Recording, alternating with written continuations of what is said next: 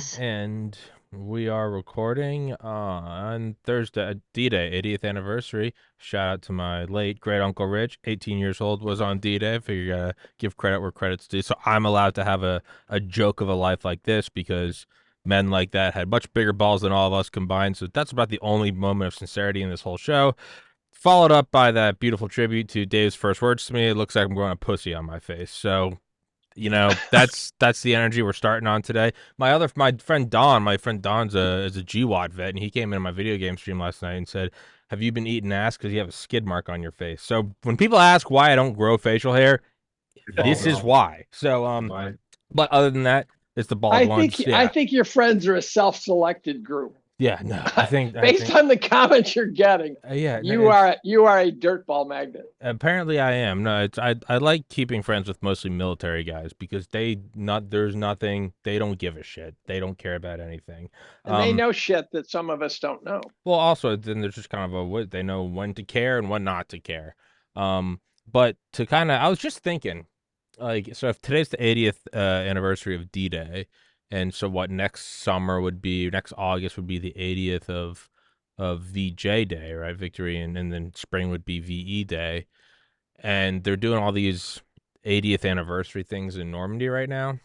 Tons of they're flying the old planes, and I was just thinking, and I don't know, maybe I've just seen too many like movies, but like, man, I wonder if they're gonna like move a bunch of armament as like an 80th year display, and really, it's like it's just a cover for us to have like 9 aircraft carriers in Japan, really close to Taiwan next summer. I don't know if I've just been watching too. I was just thinking about it earlier. I was like, that would kind of be hardcore if that's what they did. But Well, Our the government road could do just about anything stupid right now at this point. yeah, You know, they're getting so bad. I'm not sure they can do stupid things anymore. Their confidence levels dropping below the do anything. One of the Roman generals, the Roman legions really were amazing because they were so standardized that you could take someone from any unit and put them in a new unit and they knew what to do. But these guys marched back and forth and did all these exercises for months with the opposing team across the river. And then all of a sudden they just ran across the river and that's what destroyed I'm them. saying. That's what I'm saying. That's Like, right. they can't. I don't think we're going to do that to, for example, Russia. I don't think that ain't going to be happening. Well, no, that wouldn't No, work because no. we would have to do some sort of weird celebration of our allies. But I mean, why wouldn't they do it in like Japan or something? Then at the when the unconditional Who's surrender, they? the United States. That is Do the it in question of Japan? that's the question of Well, the so decade, Jim. Who's they? next summer would be yeah. Next Okay. summer would be the 80th year anniversary, right? So So August why 6th. would we invade Japan? No. I'm just saying to cover. So one of the the hardest things is how do you move war material in an age of Hmm. satellites? You can't. Not Right. everyone Yeah. can see. How would you do? It's the 80th. Next summer would be the 80th anniversary. That general region, the Pacific. How would you cover? If you just send 10 aircraft carrier strike groups over there, you see them the second they depart. Versus they're there with a bunch of, the red, white, and blue, and everyone's there in ceremony, like they're doing right now in Normandy today. But they're flying Right. all the old planes and stuff over, but they still have new ships there. I was just, it's a stupid thought, but I was just thinking, like, how would you move something in an age of satellites when you cannot hide moving things? Tommy, I think that's just sort of beside the point. Those carrier groups are obsolete. You know, I know that. our adversaries have hypersonic missiles that can just blow up the entire Pacific Fleet and then some instantly. You know, within a Okay, few minutes. okay, It's sure, you could blow them insane. up, but how would you cover even just if you moved things over to Well, why Japan? move them there in the first place if you know that they're just sitting ducks, Use which is them what as they are. vessels to move. Like an 18 wheeler can move shit. You can blow up the 18 wheeler, but once you've moved everything, if you have to Well, hide something that's impossible to hide, what are you proposing that they might to move? go massive armament, troops, Yeah, so forget everything about it. to Taiwan or Japan or in that region. How yes, they'll sink them. They'll sink them once war kicks off, but they are still moving runways that you can use to move a bunch of stuff over, get it Mhm. off. How would you hide the thing that you can't hide? You'd put it right out in Are, everyone's face. let's back up for a second. I don't, and let's remember that going after U.S. aircraft carriers is part of our nuclear doctrine. Yes, that's Let's it. just stop the whole bullshit. Yeah. Like if we move them into place, and yes, our enemies have missiles that are carrier killers. We're in a different world. It won't matter at that point. Then the material we would be moving into place would be anti-radiation meds. Yeah. Okay. So I refuse to buy sodium iodide. I'm not going that far.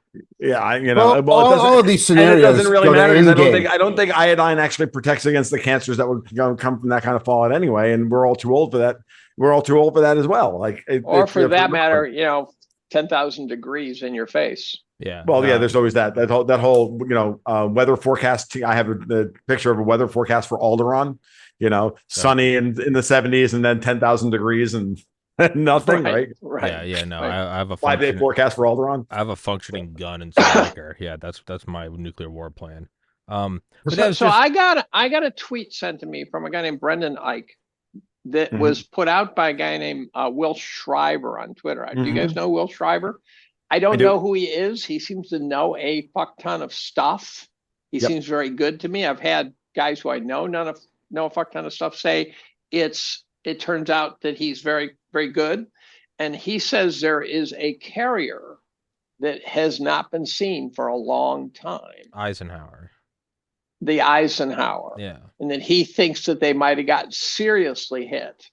Yeah. And that they can't bring it back through some strait because then it will be spotted and that will become downloaded on Twitter. my buddy Ashton. Well, it's funny, Dave. Yeah, it's funny. I earlier in the week when I heard the story about the Houthis claiming that they hit the Eisenhower. They did claim that? I think somebody claimed that the Houthis hit the Eisenhower. I saw this earlier. It was on Zero Hedge. It was all over the place. And my they're a bunch of commie dogs, though. So. Yeah. My first thought on that was,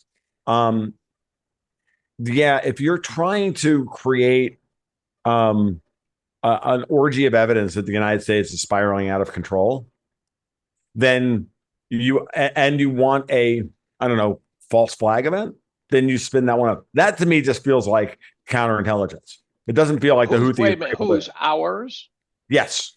Okay. Like we're itching we're clearly itching for casus belli here. And like we're getting prepared for an orgy of evidence that something terrible is going to occur. And this is the thing. I think Tommy's onto something in fact that they're trying to move material into place. And but again, the stuff keeps getting leaked in such a way that it gets seen on Zero Hedge across the entire alternative commentary space. So now you have to ask yourself how much of that is chum for us to chew over as opposed to it being real. Yeah. Well, if they put it on Zero Hedge, a place like that, then it means that they want it to finally get out about 6 months later. In the mainstream press, right? That's right. So Zero Hedge is where you put it, and then it simmers in the crock pot for 6 months, and then they come out and do it, and then Zero Hedge posts a link saying, "Oh, by the way, we said this 6 months ago." Right, we said this 6 months ago. My buddy Ashton Forbes has he's got like 150,000 followers on Twitter. He's the guy that does the whole MH370 and it's orbs and DARPA tech and all that stuff. But he tweeted on I think it was Friday or Saturday. He was like, a source of mine says the USS Eisenhower is sunk. And I texted him. He was like, I'm just saying it's from like a reliable guy. And then like 5 hours later, you tracked it and said like, yeah, I jumped too soon. Like I knew there's a chance of this. Like I apologize. And then he started getting attacked by these like news agencies that were like, you're a fearmonger. And then later that night, the Navy came out and said like, well, we were shot at by the Houthis several times today. And we shot them all down with like, I don't know, Aegis phalanx, all the armament you'd expect. But that alone is weird. That just in a course of 6 hours went from like, oh, dude, you're crazy to, well, no, it did happen. It didn't get sunk, but it did happen. And then it was, and then it was the I guess the admiral or the captain of the Eisenhower posted a picture and said everything's fine. He posted a video of a plane landing, but somebody pointed at it and they're like, there was like a date on it, and they're like, that was March of this year. And then like again, so like a couple hours later, turns out it's like, well, the Houthis actually did make 2 attempts at us. So they went from like nothing's happened to posting a video that was from months ago to there was 1 attempt to actually there was 2. And when they said that there was 1 attempt, at that point there had already been 2 attempts. So it's like very quickly it started coming out of like, you're insane, Right. to like, all right, granted, the Eisenhower was hit. And it's like, that's a crazy shift in 12 hours. This reminds me, I don't want to change the subject, but but the analogy goes there. And that is, it reminds me when Hamas hit Israel. Within 10 minutes, our lieutenant colonels, that is the talking point rank, best I can tell, lieutenant colonels, all parade across mainstream media explaining how Israel blew it. And I'm going, it happened within the last 5 hours, and you guys are explaining what went wrong. So Ellsberg in his book I think it's called Secrets, says that when he had top security clearance and he was in the basement of the Pentagon or something, and some guy would run in the door and say, such and such just got downed over such and such a bizarre place. We need a story. We need 5 of them. And so they brainstormed together 5 bullshit plots. Some guy would run back in and take them. And he said, we would watch the news that night to see which one they chose. Right. I guarantee you that's all automated right now. So on that same point, we have, and to the point earlier I was trying to make, and I kind of blew it because I knew I had a thing in my head I wanted to talk about with relative to the Eisenhower and the timing. It's just the following. If you wanted to create the narrative that you're trying to get Iran to go off sides, Raisi was killed a couple of weeks ago. Over the weekend, another IRGC general, not necessarily the guy who took over for Soleimani, but one of the top generals in the IRGC was killed. So clearly, we've tried to we tried to get the Russians to go on tilt and go offside, and they wouldn't do it. So now we're going to go after the Persians.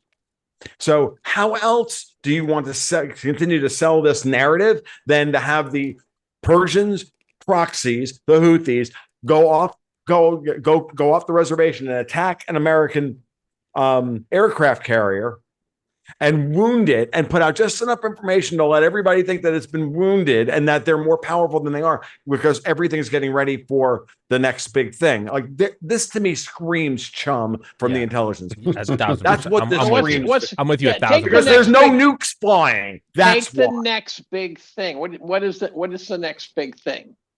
Give me an example. The next big thing is that we're going to move NATO troops directly into Ukraine. Oh, that's such a bad fucking idea. Well, I know it is. For the record, nothing we're proposing here is a good idea. It's an objective observation. Well, we're watching I'm just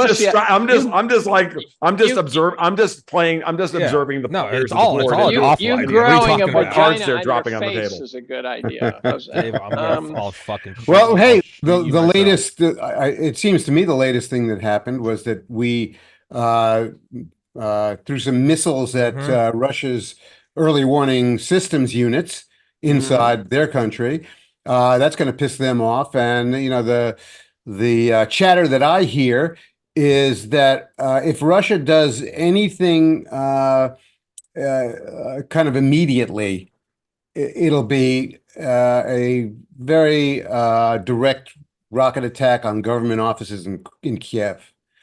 And that'll be it for now. I mean, they don't want to invoke the Article 5 protection clause of NATO, which says that an attack on one country is an attack on all, and all must respond. I don't see any prospect that the Europeans can really marshal a meaningful number of troops. It's all symbolism, and it's stupid symbolism, because it really only gives the Russians more to complain about. And, there's a lot of chatter about flying American warplanes into Russia, which would require really NATO or American pilots, because the Ukrainians haven't had enough training. Let me ask you this. Are we flying the drones? Yes. We pretend. Oh like yeah, we're of course. Well, but we pretend like we're providing coordinates, like there's some dotted line above that you can't cross. We are flying the drones, The right? Ukrainians Yeah, are flying them in the same sense the kid with the plastic steering wheel is driving. I imagine they're out there That's in right. vans. In the shopping cart. Yeah. You know, they're out there in vans with all of this tracking equipment, and they're moving around Ukraine and coordinating all of the satellite targeting. They have some Ukrainian guy who they say, okay, now pull that red switch right there. Well, They have a guy I in would like- Nevada piping it into a van in Ukraine. So if Russia's Yeah. SIGINT or ELN people find the van, they go, it's coming from the van. But the van's got So- an But there download from the really van. isn't there isn't even a thin wall between us and bombing sites in Russia at this No. point, right? No. Is that That- right? if they do take out It's like- government offices in Kiev, Yeah. you know, they're going to take out the government. And then there will be no government there, and then you know, Ukraine will have a serious problem. They're going to have to. It's like the Chinese. It's like the Chinese I think wall. they our already banks have are a supposed to serious have, right? problem. Just for the record, I think Well, Ukraine yeah. already has a serious problem. Sorry Okay, about so that. speaking of serious problems, one, this wall between us, like the Chinese wall between investment and commercial bank sides of Oh, the you fucking major racist! banks. You fucking So- racist! So You're homophobe. here's that. Oh, how Really? Me? I heard Never. homophobia. Ruski's to the left of me, Chinks to the I- right. Here I am stuck in the middle with you. Now, that being said, Transphobia is what I heard. now being said, wait, let us talk about Russia's response to all of this. Medvedev, yeah, he's their drunk attack dog. Yesterday, quote from Joaquin Flores on his. I'm going to read you part of what Medvedev just wrote about this. So yesterday, for the first time, the president of Russia allowed our weapons to be sent to regions that are at war with states that supplied weapons to Ukraine, or rather, they use these weapons in our country. In other words, those forces that are in conflict with America and NATO countries. This is a very significant change to our foreign policy. After all, as the Yankees and their European slobbering dogs argue, we have the right to transfer any weapon to Ukraine, that is, to our country's enemy, and other countries are not allowed to help Russia. In other words, we will destroy you in all possible ways, but no one should dare to supply Russians with weapons and equipment or other material to protect their country. Now, let the United States and the allies feel the direct use of Russian weapons by third parties. This is now real. Medvedev is not, he may be overstating all of this because that's what he does, but every day the escalation continues. Who are the third parties he's referring to? France. Well, it's going to be Syria. It'll be Iran. It'll be oh, those third parties. yes. And then those parties have Libya their Houthis. and others. So yeah, Lebanon. What are they really capable of doing? Lebanon. Well, if you believe in the efficacy of Russian weaponry, which the Russians have held back in many ways from being out into the world, then they're going to change the way they're going to distribute that. Whether this is just an official change or of an unofficial policy that's already been in place or not, that's up to you to decide. But the Russians are now literally taking the last of the veneer off the coating. This is now a global war. Well, I think they put it a little more succinctly the other day. I think it was Putin himself who said, remember that you people in Western Europe live in very highly concentrated population areas, and Yes. just consider that when you start heaving stuff over here. So Yeah, because It's a one nuke per population problem. I was going to say this is shorthand for fucking stop it or we nuke London. yeah. Well, you remember, Boom goes remember London. what happened- Boom. If any city in Europe is going to get bombed, it's either going to be London or Brussels, because that's where the Paris. biggest nest of vipers are. Uh-huh. Did you? There was a story last week that I only picked up shards, and I can't even remember the details. But supposedly, I thought it was the French who said they were going to do something, and supposedly some Russian diplomat walked into the consulate there or whatever, walked out 15 minutes later, and the French said, on second thought, no, we're not. Yeah. That was at Putin's inauguration, and the French ambassador was summoned to the Ministry of Foreign Affairs, the Lavros, and he walked in. And Macron had said one thing. He walked out 15 minutes later, and France isn't sending Never troops mind. to Russia. And Yeah, never mind. I think he must have said, look, we're going to drop a nuke right on your fucking head. I think they just showed him the blast range of like a 500 kiloton weapon. They're just like, yeah, And said, There you go. So how much of this is the USA just making faces? A lot of it. I don't know. It just seems to but be that's utter scary, idiocy. right? That's like a bar fight.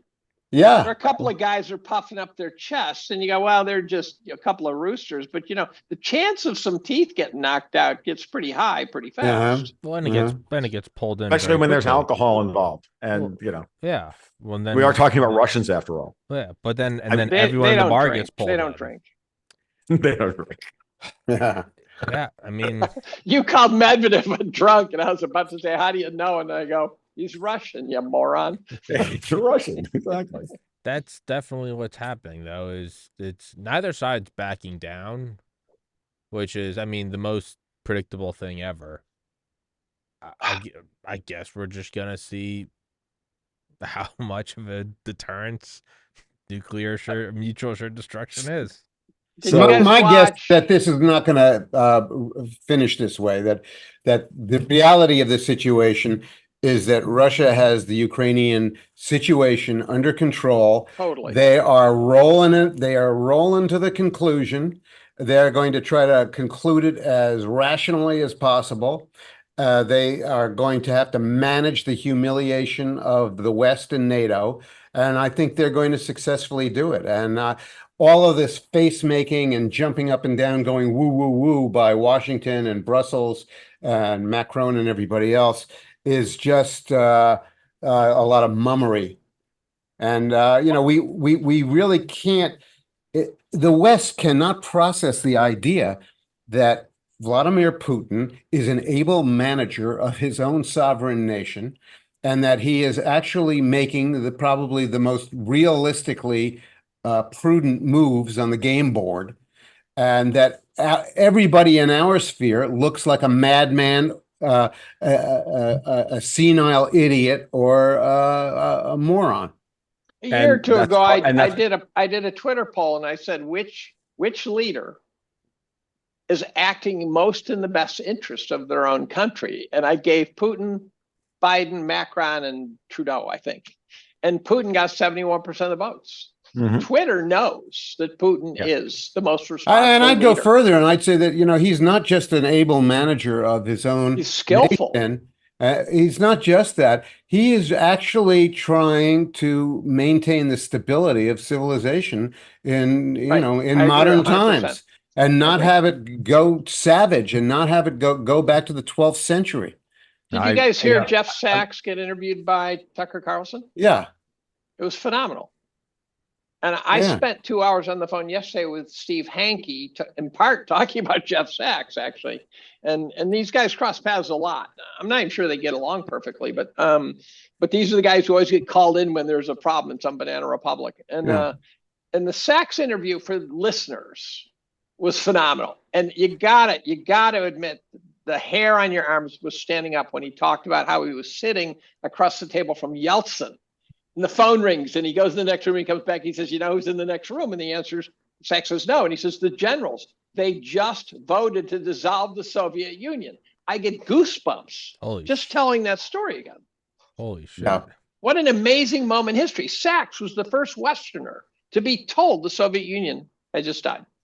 What I'd like to know is, what did he do for the next half hour after that? I don't know. Clean his underwear. I don't know. Put in a few calls to DC. Yeah, no. Sachs, I believe, is sincere, and I believe I referred to him as naive, and I regret the term because it makes him sound stupid. Sachs, I think, has a default setting of believing people when they say shit to him, and he's talking to a bunch of pathological liars. So that's a blind spot. But then he figures it out. And he said, look, when Russia, when the wall fell and the Soviet Union fell apart, he told the Ruskies, look, the U.S. will come and help you. I think there was even reference to the Marshall Plan. I'd heard this years ago, but I didn't realize that it was said to be wrong. And I think the reason it was wrong is because the Marshall Plan existed because the Soviet Union existed. And as a consequence of the Soviet Union, no need for a Marshall Plan. But he pointed out in that interview that we explicitly helped everyone but the Russians. We let them swing in the breeze. And Jeffrey Sachs, the part that Jeffrey left out is that, he was back in Russia in the period after the Soviet Union fell, and he assisted the various oligarchs in the asset stripping of the Oh, is that old right? Soviet. Of course yeah, he did. Oh, I didn't Yeah. know that. No, I don't think that he necessarily did it out of malevolence. You know, So it that would may be Bill have, Browder, but yeah. you know, it That may would have be been. Bill Browder. That would There's a sweetheart. I missed that. What? Did I go there? I said Bill that would be Bill Browder. Browder's Maliciousness, helped that would be strip Bill mine. Browder. Bill Browder helped strip Oh, mine Bill Russia. Browder. Yes. Yeah, Bill Browder, the American communist. Yes. Bill Turned- Browder, the turned, MI6 asset. Let's not even Turned get. capitalist. Oh, is let's that not right? mince words Oh, is that here. right? Yeah, I didn't know that. I absolutely, didn't know that. absolutely. Well, in any I just- case, you know, Jeffrey Sachs helped a great many people in Russia maneuver around to secure the wealth, the remaining industrial wealth of Russia and their infrastructure, turn themselves into billionaires. And then he walked away from that. And Tucker did not ask him to explain that. Yeah. But he has, for the most part, been a voice of reason. Well, he's flipped. You know, He- obviously he sees what's going on. He realizes the danger of our idiocy and our madness, and he's trying to stop it. And he's But he fought sadly it during heard the lone 2022, voice. though. What? He fought Yeah. it during 2022. This is not Yeah. revisionist history. All through Uh-huh. 2022, Sachs was outspoken against the Yeah, war. no, he has, and he's been on with our friends over at the Duran many times, Mhm. trying to then help this. And it's clear that he's now either honest. You know, it's again, it all depends on how generous or cynical you want to be. He's either a man who realizes his past mistakes and is looking for a path to, you know, fixing those past mistakes, or he's someone cynically trying to buff up his legacy on the back end. Like, you know, and for Sachs, I think you can be more generous for a guy like Chris Cuomo, who's now doing the fucking tour to try and make himself look like he didn't want to fucking kill every grandma in the fucking room. Guy. Oh, that's that. You saw the Fuck Patrick Bet Yeah. David debate with Fuck that oh guy. my God. Now, Yeah. here's what I will say about Cuomo. We just topped rails here. I thought he did the best he could possibly do given the circumstances. And that is, I thought he did a good job of bullshitting his way. I'm still actually only half done, but I thought his ability to bullshit and lie and do the various things that he had to do to cover his ass, I thought he did as good a job as you could. I'm not a critic of KJP. And the reason is because there's this woman who I don't think is the sharpest bulb in the deck. But she's being asked to defend an administration for which there is no defense. Right. Yeah. So you can't say It's she's pathetic. an idiot. It's just more pathetic than anything else. That's right.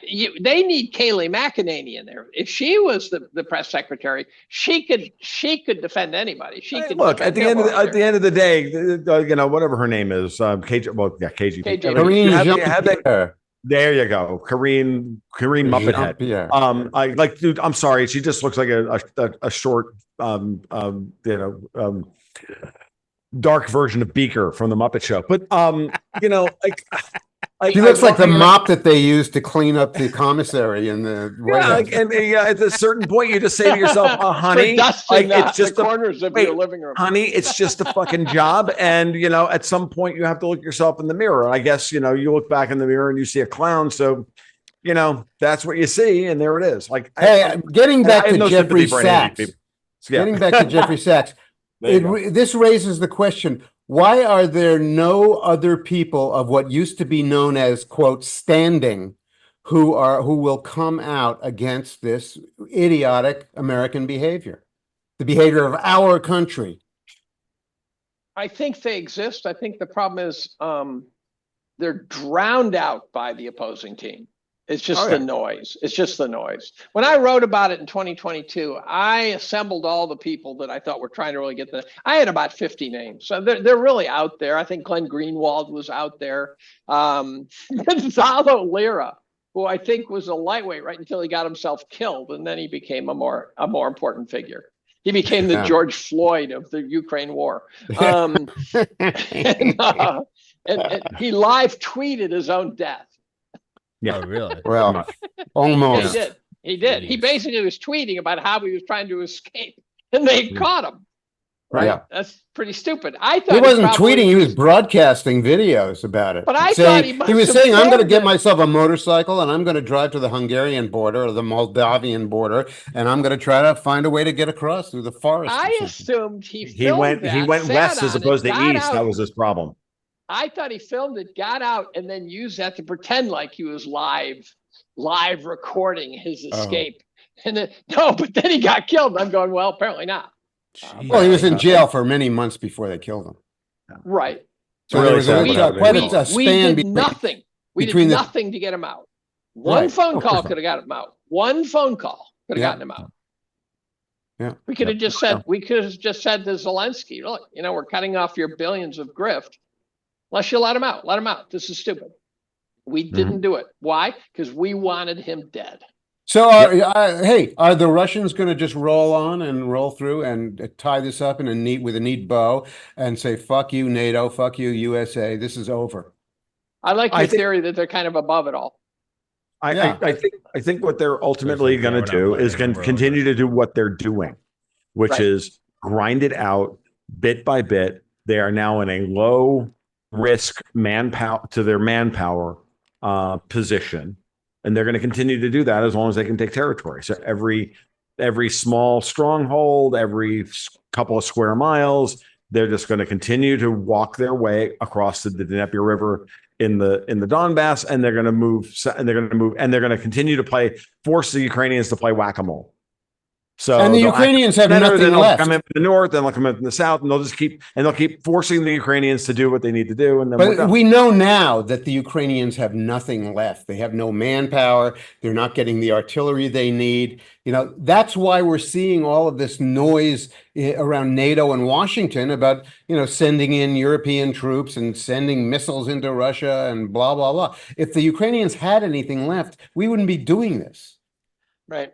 I actually don't think it seems to me the Russians can roll over before August and finish this. But I don't think the Russians want to do that. It would be better for them to just continue to conserve, take as much territory as possible with as little risk as possible, because they know that the next move is going to be NATO coming in.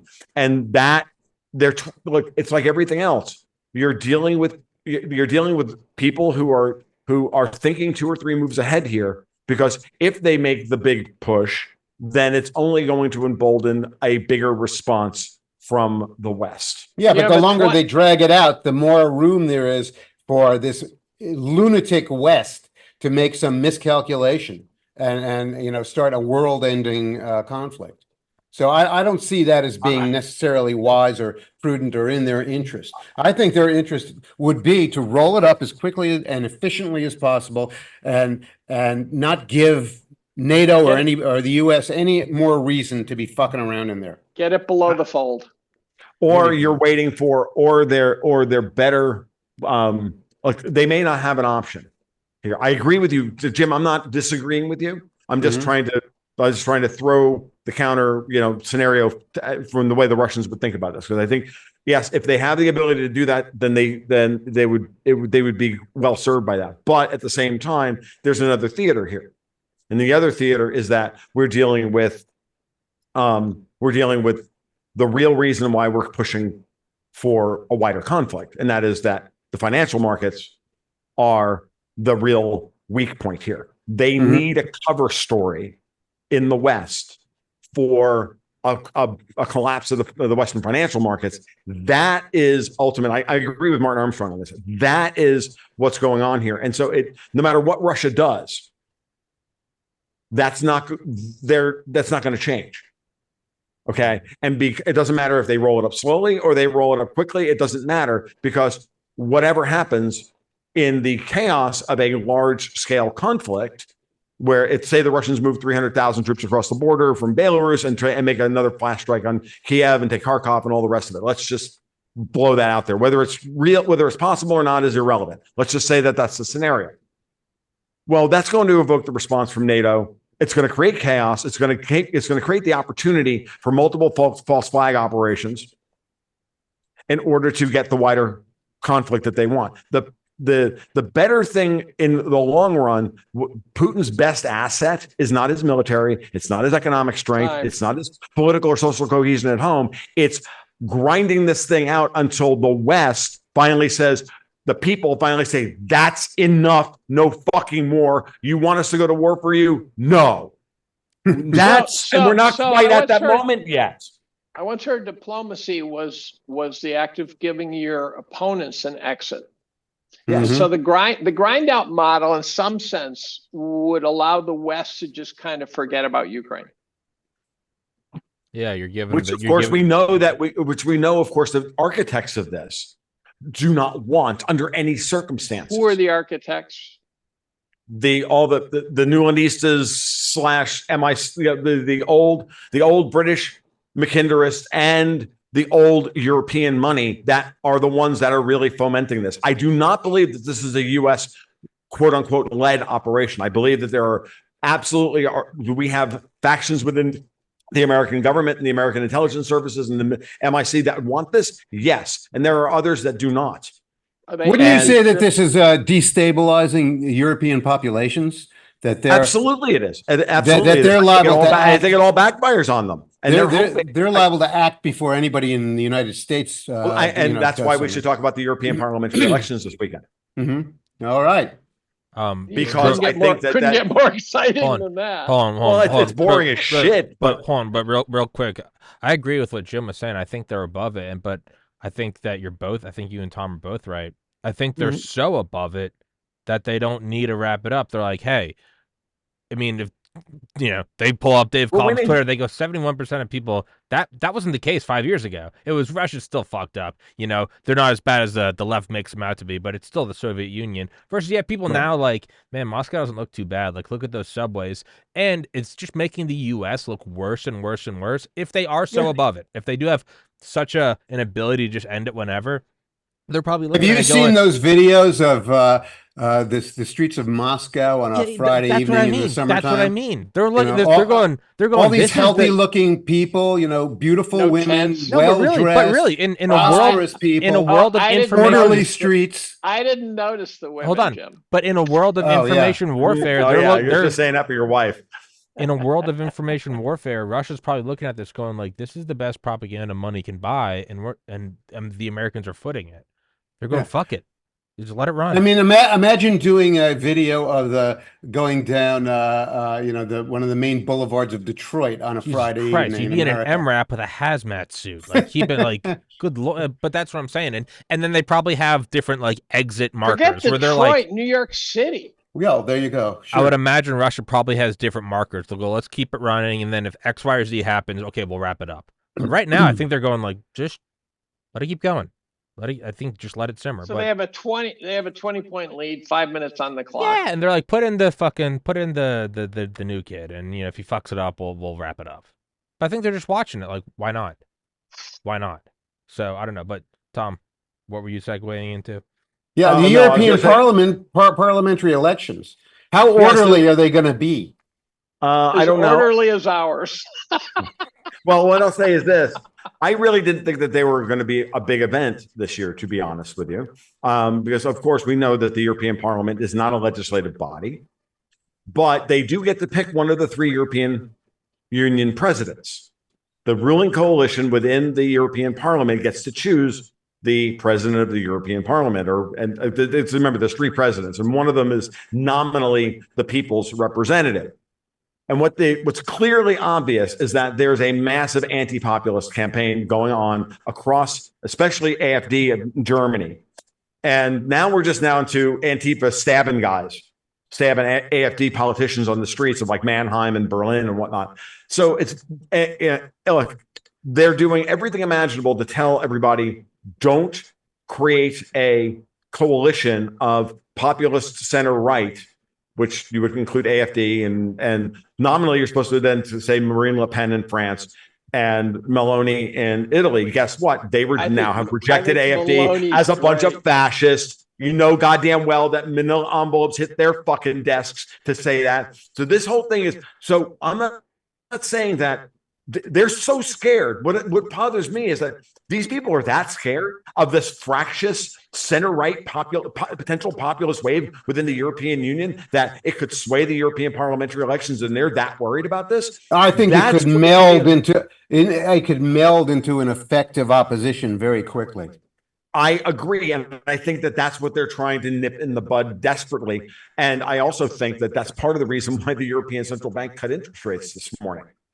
They did? Okay, because they're worried to death that the fucking banks are going to seize up, because I'm seeing multiple instances of what look to me like real credit stress and real currency stress within the European Union. I recorded a podcast with Vince Lanci last night talking about this. I haven't put it out yet, but this has been my thesis all for the last 2 weeks running. I'm like, why is the ECB pre-announcing this rate cut when they haven't gotten inflation under control? Like, what's going on here?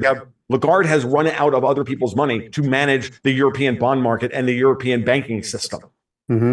She's run out of other central banks to help her out, to prop up the euro and to prop up German bunds.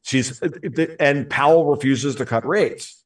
So the entire narrative, we're starting to needle scratch now of a narrative shift to recession in the United States. Not that it's wrong, but notice the narrative has shifted. The United States is out of control politically. The United States is out of control legally. We're now indicting Donald Trump for a ham sandwich, folks, or convicting Donald Trump of eating a ham sandwich for all intents and purposes.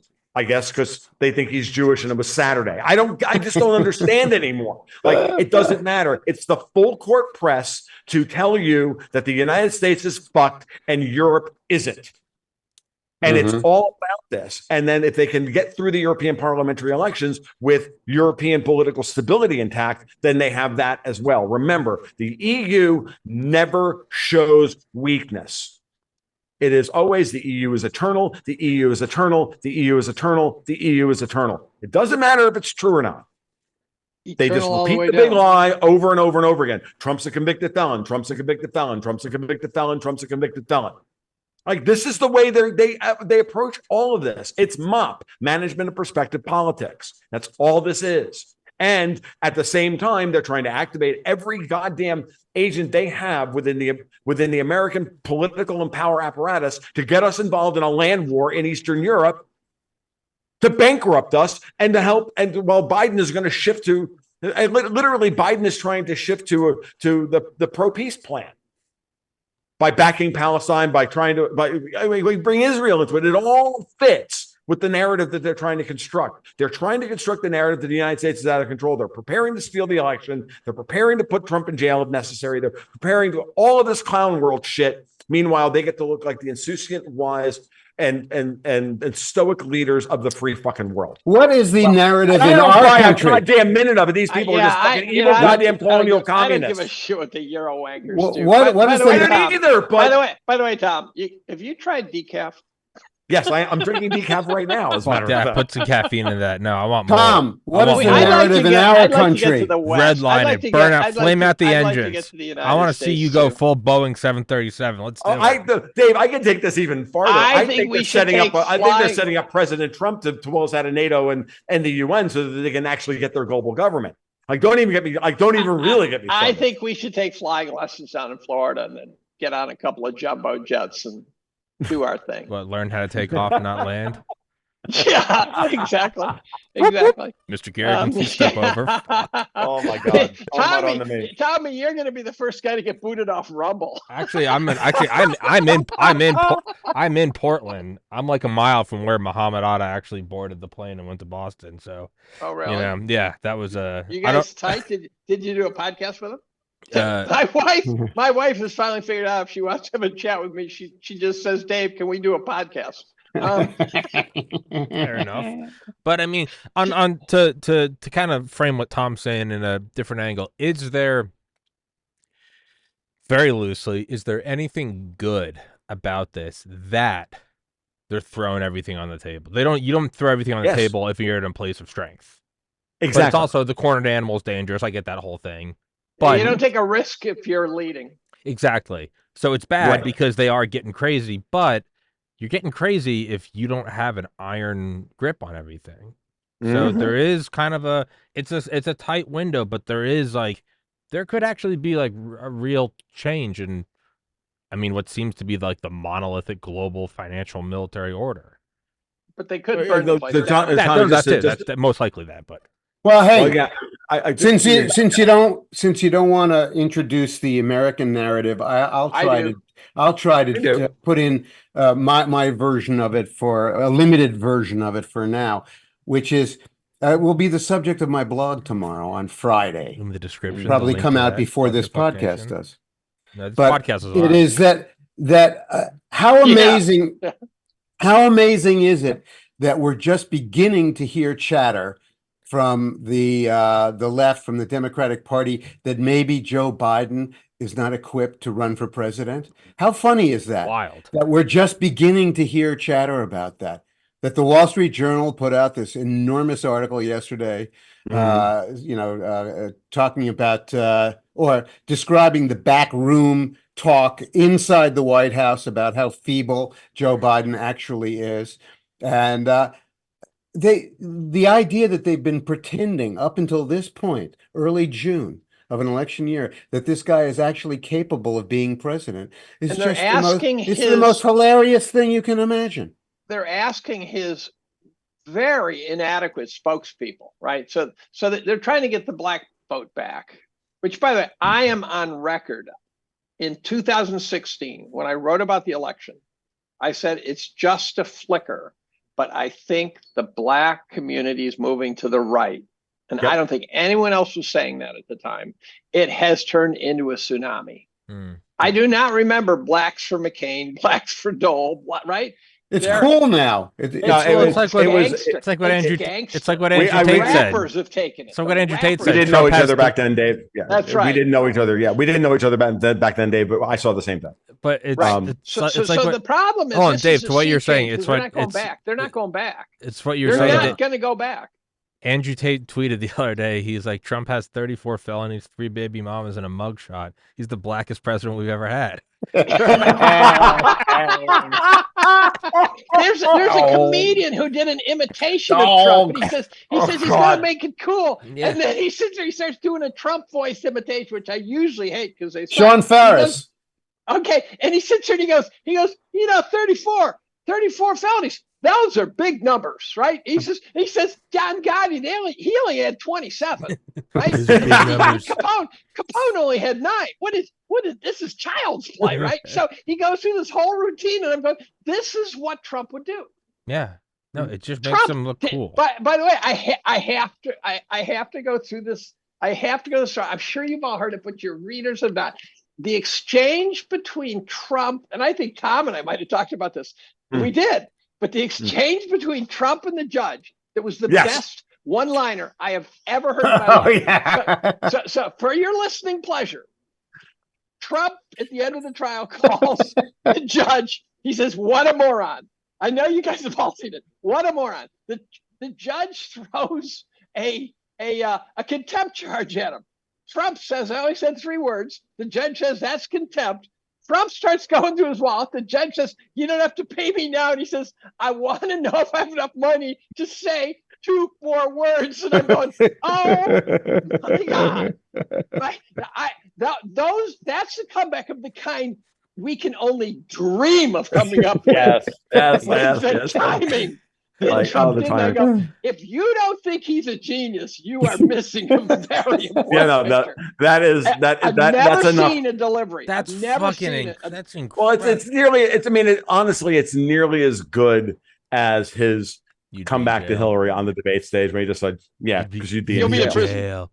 I wrote it out at the time. It was the 5 words that won Trump the election. Like it was just simple. That's also simple. During that you've called women fat, obnoxious, hairy, and smelly. He goes, correct, you're only Rosie. Only Rosie. Only Rosie. And like everyone's cheering for him. Like exactly. There's parts I don't understand the Trump haters why they can't see those merits, right? I mean, This there's is everything you asked for. Who do you want to have a beer with, Biden or Trump, right? Yeah. You can't even have a beer with Biden. You get to have paste and I Jello. know. Like, come I on. heard he had to go Ice cream. through and shake the hands of 24 people the other day in a room. It took 20 minutes for him to shuffle through the room. He is now at the point where, if they were really being honest, he would be using a walker. Mm-hmm. Look, Yeah. the worst part about all of this is that we're in a There's sense, so many wait, candidates. Tom, you got a list of 20 things you're gonna have to sort through to come up with the worst part. Go ahead. okay, is that this is just elder abuse. Oh, yeah, no, his it's- wife. yeah. His wife's job is to say, Joe, it is time to go home. Yeah, no, Jill It's Biden literally should be this is saying it's time to literally go elder home. abuse, and it's Yeah. and I that's the image that the rest of the world is getting. But And unfortunately, I think they that's part know of the that stage management. they know that if he stepped off stage, that all of a sudden his legal problems would snowball. And No, you could cut a deal. No, you could say, you could well, you cut could a say deal. dementia. You could That no, deal you would be could. trivial. Yeah, what, you like a cut a deal. Nixon pardon? Well, that, and they say, look, we'll let go of Trump. We'll let go. Right there's no deals could be Yeah, cut. yeah, I have they're no fine. doubt. No, absolutely. This is, again, I'm going back to the people who are the architects of all of this chaos are people who do not back down. They're demons from hell. They don't give a shit. Biden's still So what happens January 11th? What happens July 11th? How about we talk about what happens in November? 'Cause who the hell knows? No, what we're let's gonna start with July 11th. Yeah, That's coming soon. July 11th. I agree. So July his 11th. short What list. happens July 11th? So his short list is now it's a list that is uniquely terrible for vice president. I got it. No. July 11th is when they hand out Trump's His sentence.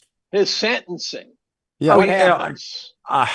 I'd say he's going to probably home confinement with reporting to a probation officer, getting permission. No, they'll perp if he walk wants him. to.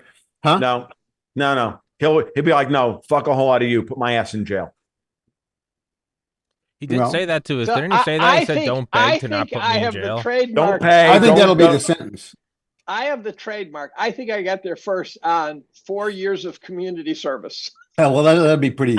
4 years of funny. That community would be service, fucking and you can't brilliant. campaign. That'll be brilliant. Well, 4 years of community service. I'll run this country for free. I'll do it for you. I'll do it. That's I'll exactly I'll right. take it on the Yeah, wrist. exactly. Now, here's my question. Do you think the judge, this has been haunting me. Do you think the judge is sitting there going, I thought this would be fun, and now I'm really feeling the pressure? Do you think the judge is there?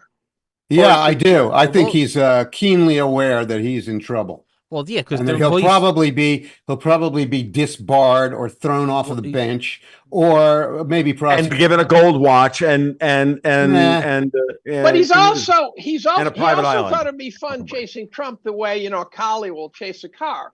They Yeah. don't Yeah. want to catch him, and I thought he thought it would be fun, and now he's going. Now I'm in a situation where I am charged with doing something, and there's no good answer here. And he's don't got to think he be gives a regretting shit. it.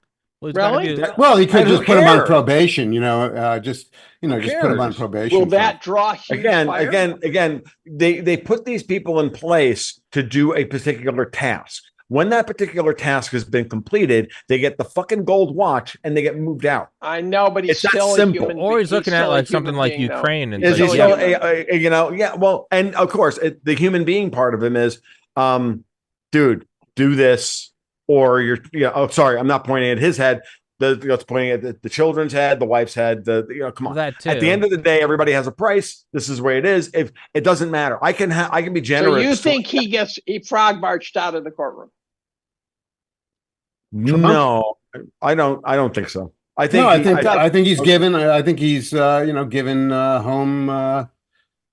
He's got to stay in his house. He being Trump. I think Yeah. I don't know. But I do think that there's something else that we're not talking about, and some people are trying to have a conversation about it, but not very energetically. Which is, it is absolutely imperative that the Supreme Court steps in and expeditiously takes this case for some kind of review above the New York appellate courts, Right. and disposes of. This is a crucial constitutional set of Existential constitutional risk. Existential and risk. if they don't do it, they will be Right. seriously guilty of Right. destroying the republic and negligence. I They totally Now- agree. to step Now- in.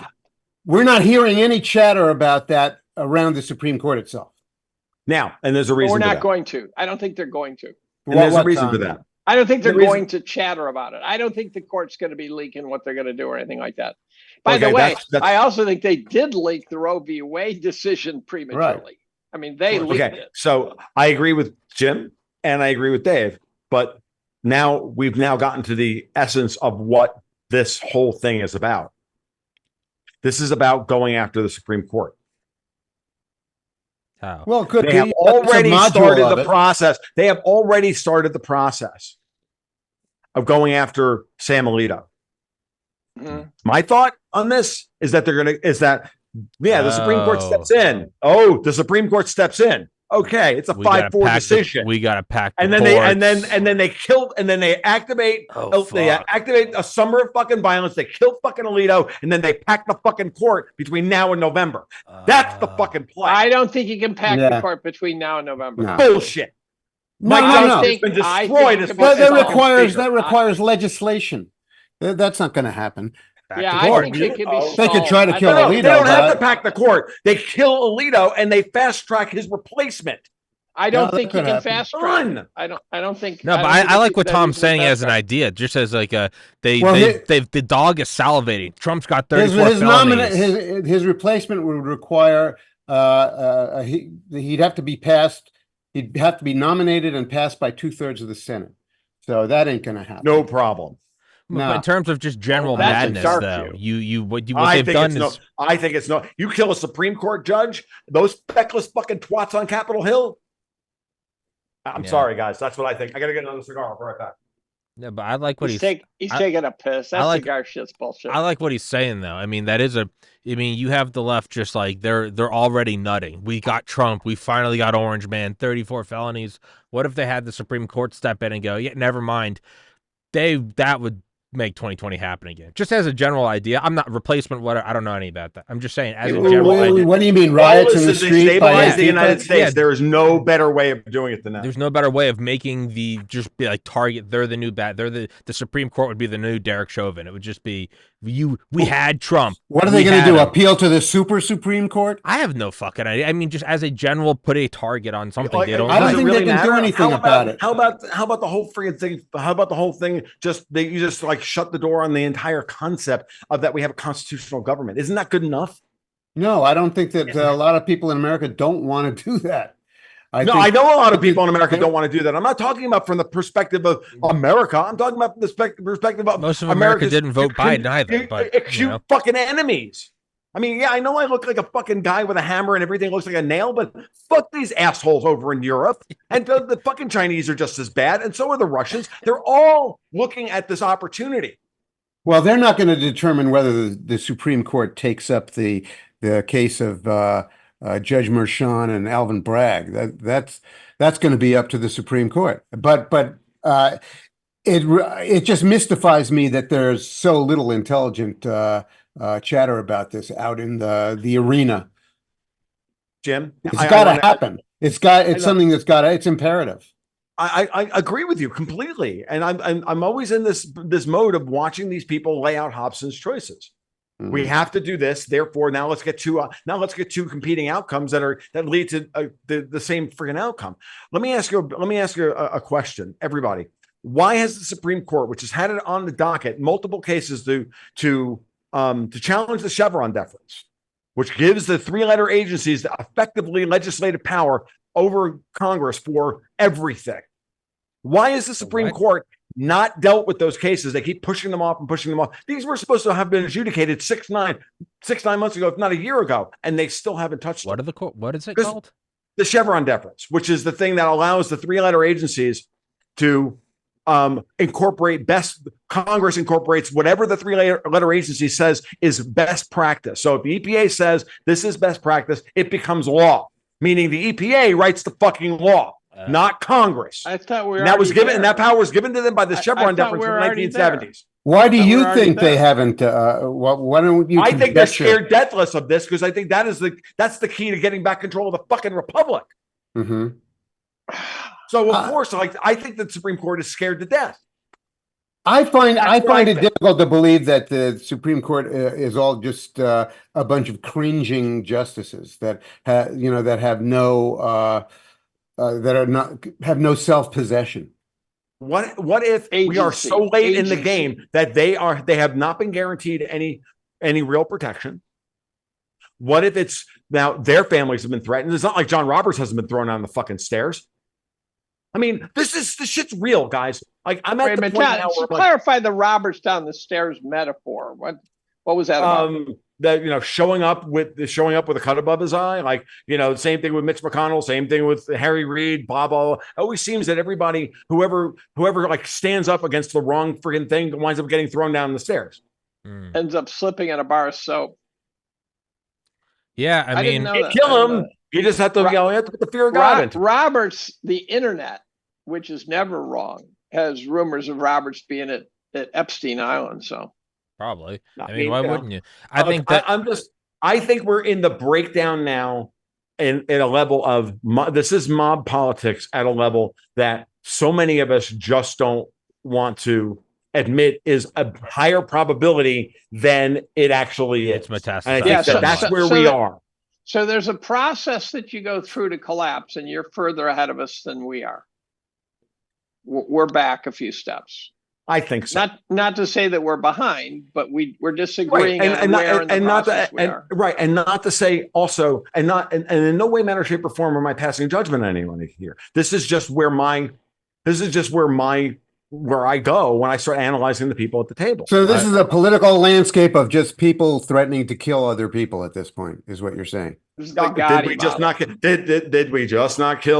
Raisi? Did we just not attempt to kill Robert Fico over in Slovakia? Did we not just? They're in foreign lands. I've said it before on these episodes. I think that we're just moving farther and farther along to a military coup. And it's going to be the same demons, but they're just opportunistic. And it's going to be the enemy of my enemy is my friend. So you're going to have a lot of people go. You're going to have idiots going, the military stepping in and saving us. You're going to have more pragmatic people going, these are just the next level of opportunists going, in the name of, we're going to defend the republic. And God willing, maybe they do. And then they hand it back to the people. But I think that we're just seeing, you're going to have opportunists looking at this. You're going to have a lot of second in commands going, they're looking at the fucking NSA thing. They're going, Trump really did get 100 million votes. They're going, if we do a counter coup, the vast majority of people will support it. And these are the same demons from hell. They're going, I just want the throne. They'll dress it up as America. They don't care. But I think we're going to see that, man. The border, you're going to have, I'm probably going to Supreme Court judges and being like, you need protection. You want some like Navy SEALs? I mean, every day we see the another same threat as you, Tom. I'm just saying. No, I know you are. I had this guy on my podcast this week, Steve Murray. You might have heard him on Mike Ferris. Big fan of Steve. He and I are good friends. And I asked him explicitly this question. What about that level of the mid-level officer corps, the colonels, who are the ones who are generally involved in coup-like activities? And he just said, forget it. The whole command structure is wrecked. They're not going to act. I've heard that too from the colonels. Yeah, well, I've got friends who say the same thing. Because I've been kind of mystified for the last year or so. I've been mystified why they haven't done that already. The United States so badly needs an adult in the room to just stop all this fucking craziness. There's no, we can't seem to come up with that. Because that's not like a light dimmer. That's a light switch. If you do it and it doesn't work, you're tried for treason and killed. Yeah, if you do it and win, dangerous you're business. the new king. That's why is no one's going to just dip their toe in. They're going to do it. And it's going to be all in. It's going to be. But brave men have done that before in other countries and other times. Sure. A lot of them don't work. The few that do Chile. work are somebody who tweeted out the other day that this country was founded by a whole bunch of convicted felons. A bunch of cop killing felons. Yeah. Yeah, they're awesome. Yeah. I think it was Sharpton who said. Probably Biden. Who said what would have happened if Jefferson and Adams had tried to overturn the country? And some said, well, they did. Yeah, no, yeah, right. Right. What would the Right, founding right. fathers say? The founding fathers were, Yeah, exactly. they were I'm legit glad putting on Jesus- like masks and being like, "Let's get fucked up Boy, and go kill some Reverend Al cops." certainly nailed They're the that one. original NWA. They didn't give a I guess fuck. Al went to the Come New on, York it's not City like, it's not public like Al school. Sharpton has got 3 brain cells to rub together to make a spark. Let's not kid ourselves, right? Yeah. So, No, I think so. The Tucker reason why Carlson likes them. the reason why these things haven't happened, to answer Jim, in my best estimation, is because it's when it happens, it'll all happen. So That's there's the no break the glass model. is the problem. it's how come nuclear war hasn't happened? Because there's the only time there was ever a nuke drop is when we had them and no one else did. The next time it happens, it'll all be over in 30 minutes. But So- you got to wonder whether it might not happen around the background of Joe Biden being so dangerous in possession of the nuclear football that it's just got to be taken away from him rapidly. Maybe that's what they're doing. Well, I don't We're think about Joe to go to himself nuclear even has war the with power Russia. to I don't do think it. I don't think he has don't the think- nuclear football. I don't think he's had it for a long I don't think that he even knows what the codes are. No. Well, that may Yeah, be so, but as far as the rest of America Somebody is in concerned, Joe does, and whoever has the football in the name of Joe, it's not You're good to probably not gonna know ha- who that person is. You're probably gonna Who have is it? Who is it? Who's running the country? I think it's Back to that Barack question. Obama. I've been think saying he's that a from the puppet. beginning. I think he's a puppet. You're probably gonna I have just- something like we all get a text on our phone and it says there are ballistic missiles inbound from Russia. Then and only then would I mean, a like lot in of people Hawaii? would Like in Hawaii? imagine that, but imagine that in all cities. That and only then are people not going to freak out if they see Delta Force swoop on the White House. Then and only then, because right now Ukraine's over there. If it says in major city centers, like wrap. What do they always say? They cover your windows in blinds to cover from exploding glass. Like if there's a dead body, make sure to wrap it in plastic. I think when all of a sudden a bunch of people are looking at that and going, "Holy fuck!" Then and only then are you going to have people that go, "Yeah, the military just went on the White House." They're going to be going, "That's fine." I don't want it to happen. I don't want any of this shit to happen. I'm 33, but Right. that's when you would and now is that planned? I have no fucking idea. Planned or organic, that's when a lot of people go, maybe Biden is a little old. That's when you have a bunch of people going, oh, maybe give your enemy a golden bridge to retreat across. Then and only then are you gonna have a bunch of people going, oh, maybe the 2020 election was stolen. Oh yeah, okay, no, you're right. Yeah, no, World War III. I mean, yesterday the Telegraph posted an article that said COVID vaccines may have caused a rise in all-cause mortality. Yeah, I know. Hell's So, frozen over. And people are Yeah, going, right. oh, well, they lied to us. Give them a golden bridge to retreat across. You're going to get, like, if you were in this city, in that city, all of a sudden you're going to be going, like, did you hear the fascists took over the White House? You're going to be going, dude, shut the fuck up. We just had, like, a 9/11 moment. Then and only then. Now, that could this all still be the same cabal, and it's a false dichotomy, so they can probably, I don't know, they're all demons. But something like that's gonna happen. We're absolutely at the, what do they call it when fires are like at a house is burning, the flash point when everything hits the The inflection point. No, the point where it gets so hot that all of a sudden Just everything lights. can combust. Oh, Lights. We're almost right Yeah. there. We call these DEWs. Yeah, directed energy weapons. I don't know. Yeah, no, I mean, I think you're probably gonna have something like that because there's no, and then it might, I'm not saying like, oh, it's all planned. It's just you might have a bunch of. So, Jim, when do these people act? When do they act? When the 30-minute window happens and they go, That's why I'm so curious about the what's going on with the revelations that Joe Biden actually is non-compos mentis. Yeah, and who's it's pushing coming that? from his own people. Yeah. Well, the And, other something pointed out that they've scheduled a debate before the national convention Yeah. to road test Biden's ability to be drugged up enough to survive yet another debate. Yeah, Trump nigga, will please. Trump will turn him into a quivering mass in that debate if that's the case, I hope and especially if it takes a couple of hours because Biden's drugs will wear right off. It'll be like a bullfight with a very weak, senile, elderly bull. Trump will do Guys, I've something said like that- wear a GoPro. He'll be like, I'm just gonna make sure it's live streamed. This- Trump will come out with a Oh, helmet. that would be funny. I just That the best would- We can thing- watch it on wait. Truth Social. I hate to say this, and I don't wish this on anybody, including Joe Biden. And I say this with all seriousness. The best thing that can happen to this country is for Joe Biden to stroke out on the stage during the debate, because it would finally rip the fucking Band-Aid off that this is insane and we have lost all sense of proportionality. Yeah. It'll be like that moment when William Jennings Bryan millions goes, of people to go, oh my God, this is not about Donald Trump and the fact that he triggers me. This is about something far bigger than this. No, you're right. Put this man on stage who has no business being there. He is there as a prisoner of political forces that are beyond everybody's comprehension for nothing, for their own benefit. After they convict Trump of eating a ham sandwich in the presence of a fucking porn star. None of it makes any goddamn sense. And who hasn't done that kind of dramatic? I need a dramatic event. I need a dramatic event, and I don't want millions of people to die to get that dramatic event. But Biden will be able to fake the stroke pretty well.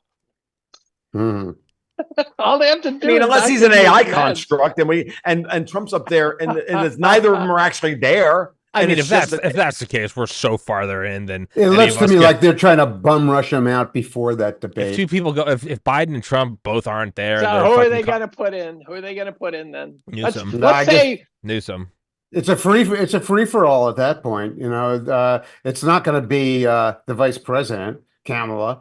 And from that point, it's between Hillary and Newsom, Michelle Obama, and maybe the governor of Michigan. What's her name? I don't think Michelle does it. Gretchen Whitson James. Oh yeah. No, it'll be Newsom. Whitson James. Yeah. It'll be Newsom. He's. But I think it'd probably be. I think it could. I think it would probably be sharp. Hillary. He's a demon from hell, but he's sharp enough. He's. Yeah, but he's got California around his neck. Yeah, I just don't see it. Well, you also forget how. I still thought this was going to happen in the last election. You forget how racist this fucking country is. Even Republicans will go, at least it's a white guy. I mean, you bring in Andrew Cuomo. No.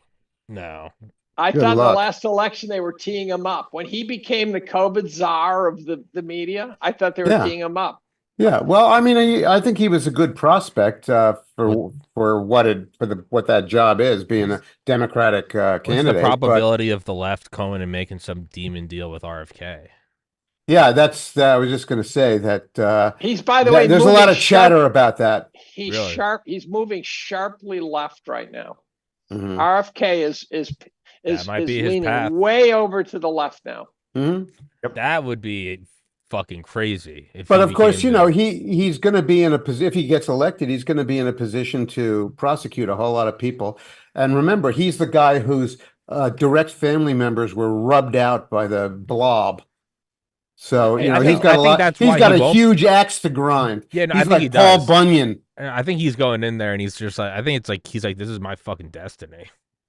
Mm-hmm. Well, yeah, it could be. I mean, this is a strange moment when history is calling figures. Yeah. Trump's in this weird position of being kind of a comic buffoon who history has knocked on the head with a sock full of silver dollars and said, go forth and save your country. And the weird part is that I think he has in fact gone through a kind of a personal transformative experience. I agree with that 100%. Really? 100%. And that he's seriously patriotic, cares about his country, and wants to rescue it from this clack of maniacs. How old is he? He's 77. Yeah, he's at the end. He's like, what's the Trump name? That's just another corporation. Yeah. He's probably looking at it like he has weaponized narcissism. He has figured out to be one of the true greats. He has to do something right. Yeah.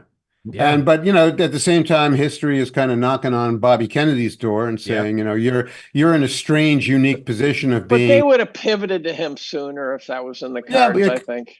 Yeah, I agree that it's a long shot. 9 months ago, they could have pivoted to him, and it could have been done easily. But they're going to be in a desperate situation. I don't think you can overstate how desperate their situation is, and they're going to have. What about if they just are trying?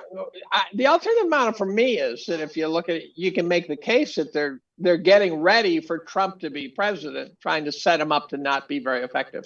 Well, I think that's a good, plausible scenario. and they're trying to, figure out how they can Russiagate him all over again. Basically, cut him off at the knees, defenestrate him in office, and make sure that he doesn't indict anybody or deracinate is one of my favorite words to pull him up by the rip out. roots. That's right, but it has this awful sound to it. I can feel my balls getting ripped right off when I hear the word deracinate. Well, defenestrate is just as bad if you actually think about it. Yeah. Right. Deglove is the word. Anyway, you cut it, and they did manage to do that more or less last time. I just think he's learned a lot about that, and he wouldn't make the same mistake again. And he knows where the spoons and forks are now. Yeah, man, I will be blackpilled if Biden makes a trip to Ukraine anytime soon. They will be trying the current power structure in the U.S. will be trying to get rid of Biden and get a false flag to go to war with Russia. They will just want. So what does he go to Ukraine for? Exactly. So be that in proximity to Russia, so Russia can, That kills two birds with one stone, as they say. Yeah, the demons in charge would love that. If they're getting this desperate to lob to get rid of the president they don't want to run because he's brain dead, and to get casus belli to go into Russia. Yeah, I don't want it to happen. But if they are as desperate as we're saying that they are, and if they are as psycho, they're going to do anything, man. They're going to. He didn't even go to a peace conference in Geneva. Did you guys see Donald Trump Jr. and Tucker Carlson? No. Donald Trump Jr. First of all was very impressive. He's smart. His interview was obviously biased because he's a Trump, but he's also at ground zero. So there's no one more qualified than Donald Trump Jr. to present the Trump side of the story, right? And one of the things he said that stuck with me, it hit me like a truck. He says, we've all made this huge mistake. And this is a Luongo. This will play into Tom's view. He says, is that we've made the assumption there is some line they will not cross. Bingo. That is the problem, is that there's no line they will not cross. Nothing's we are beneath going them. to have to stop them, right? Which means, therefore, Tucker Carlson at one point was being interviewed by someone who was on a Zoom call or something. He said, look, they did A, B, C, D, and E. He said the next move is assassination. Right. So level-headed people, I know there's people who hate Tucker, says he's not level-headed. I think he is. I used to hate him. I'm a convert. Are saying, look, this is on the table as a, this is on my bingo card. Yep. Jeez. Yep, it is. Yeah. So if you had to bet a paycheck, February 2025, who's president? Yeah, you have to put serious money. Let's bet $10,000. Let's 10,000. We use Monopoly. I'd guess the president would be J.D. Vance. Man, you'd lose, I think. I like that. The president would be Tim Scott. Oh boy. Because Tim Scott is on the short list for who Trump's VP, and he's the one He's the one that scares me the most.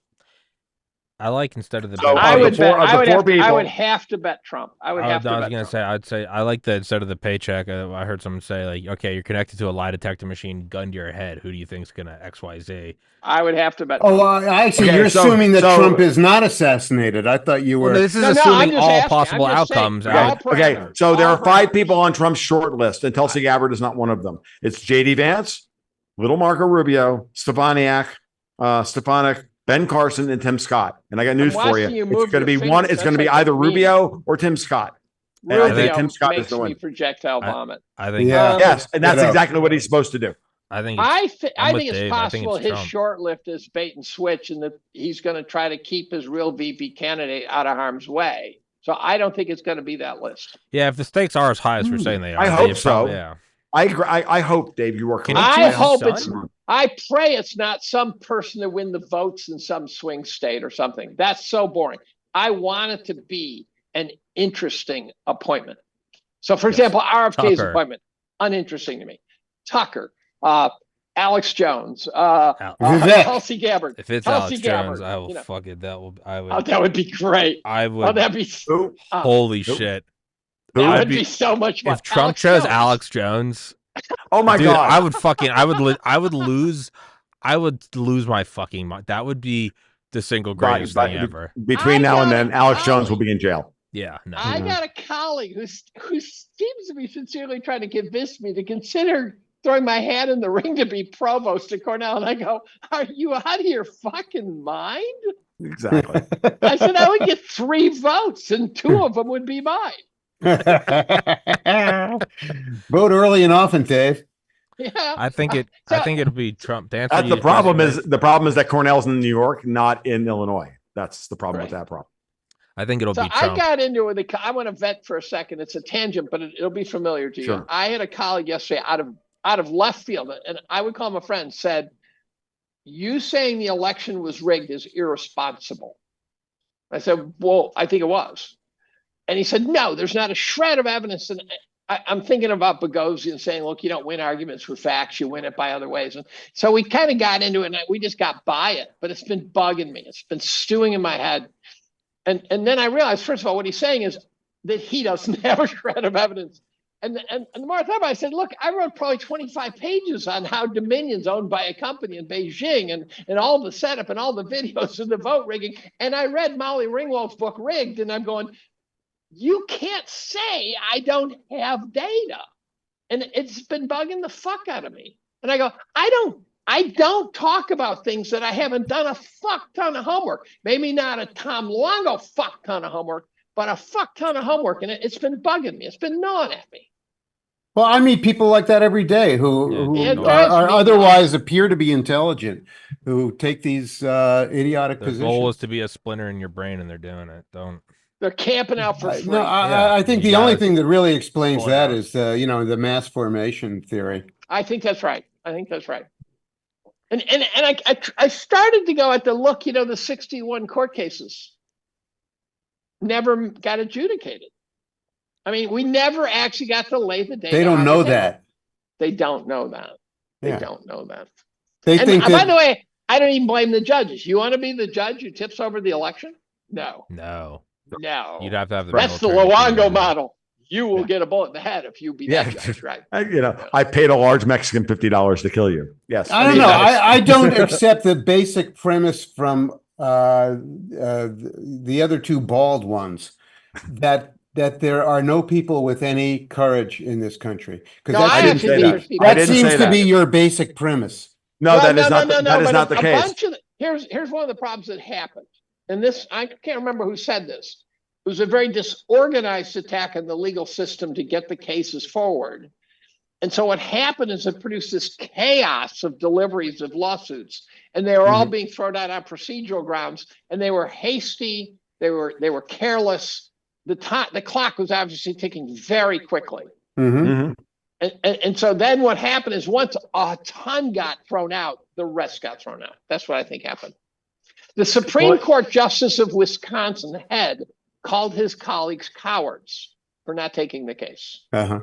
Openly called them cowards. But I was bugged by the fact that a guy accused me of expressing an opinion with no facts. I'm going, we collect so many more fucking facts than 99% of the population. Yes. You just have to accept the fact that he's, suffering from a species of psychosis, and despite the fact that he looks normal. Okay. So, a couple of things. One, Jim, I do believe that there are plenty of people within the American power structure that are trying to stop this. I have done everything imaginable to try and illuminate who I think they are. I just don't know that they're winning. Who do you think some of them are, by the way? I've made this case abundantly clear multiple times. I think that the people with the most power and the most organized response to this are within our banking system. Federal Reserve starts at the Federal Reserve. Lewis Powell moves to it's Powell, it's Diamond, or what is it, J. Powell. And we're dealing with a pushback from the intelligence services. We're dealing with pushback from remember, we're dealing with a multi-headed hydra that has institutional depth to their workforce and institutional inertia on their side, right? And this is part of the problem.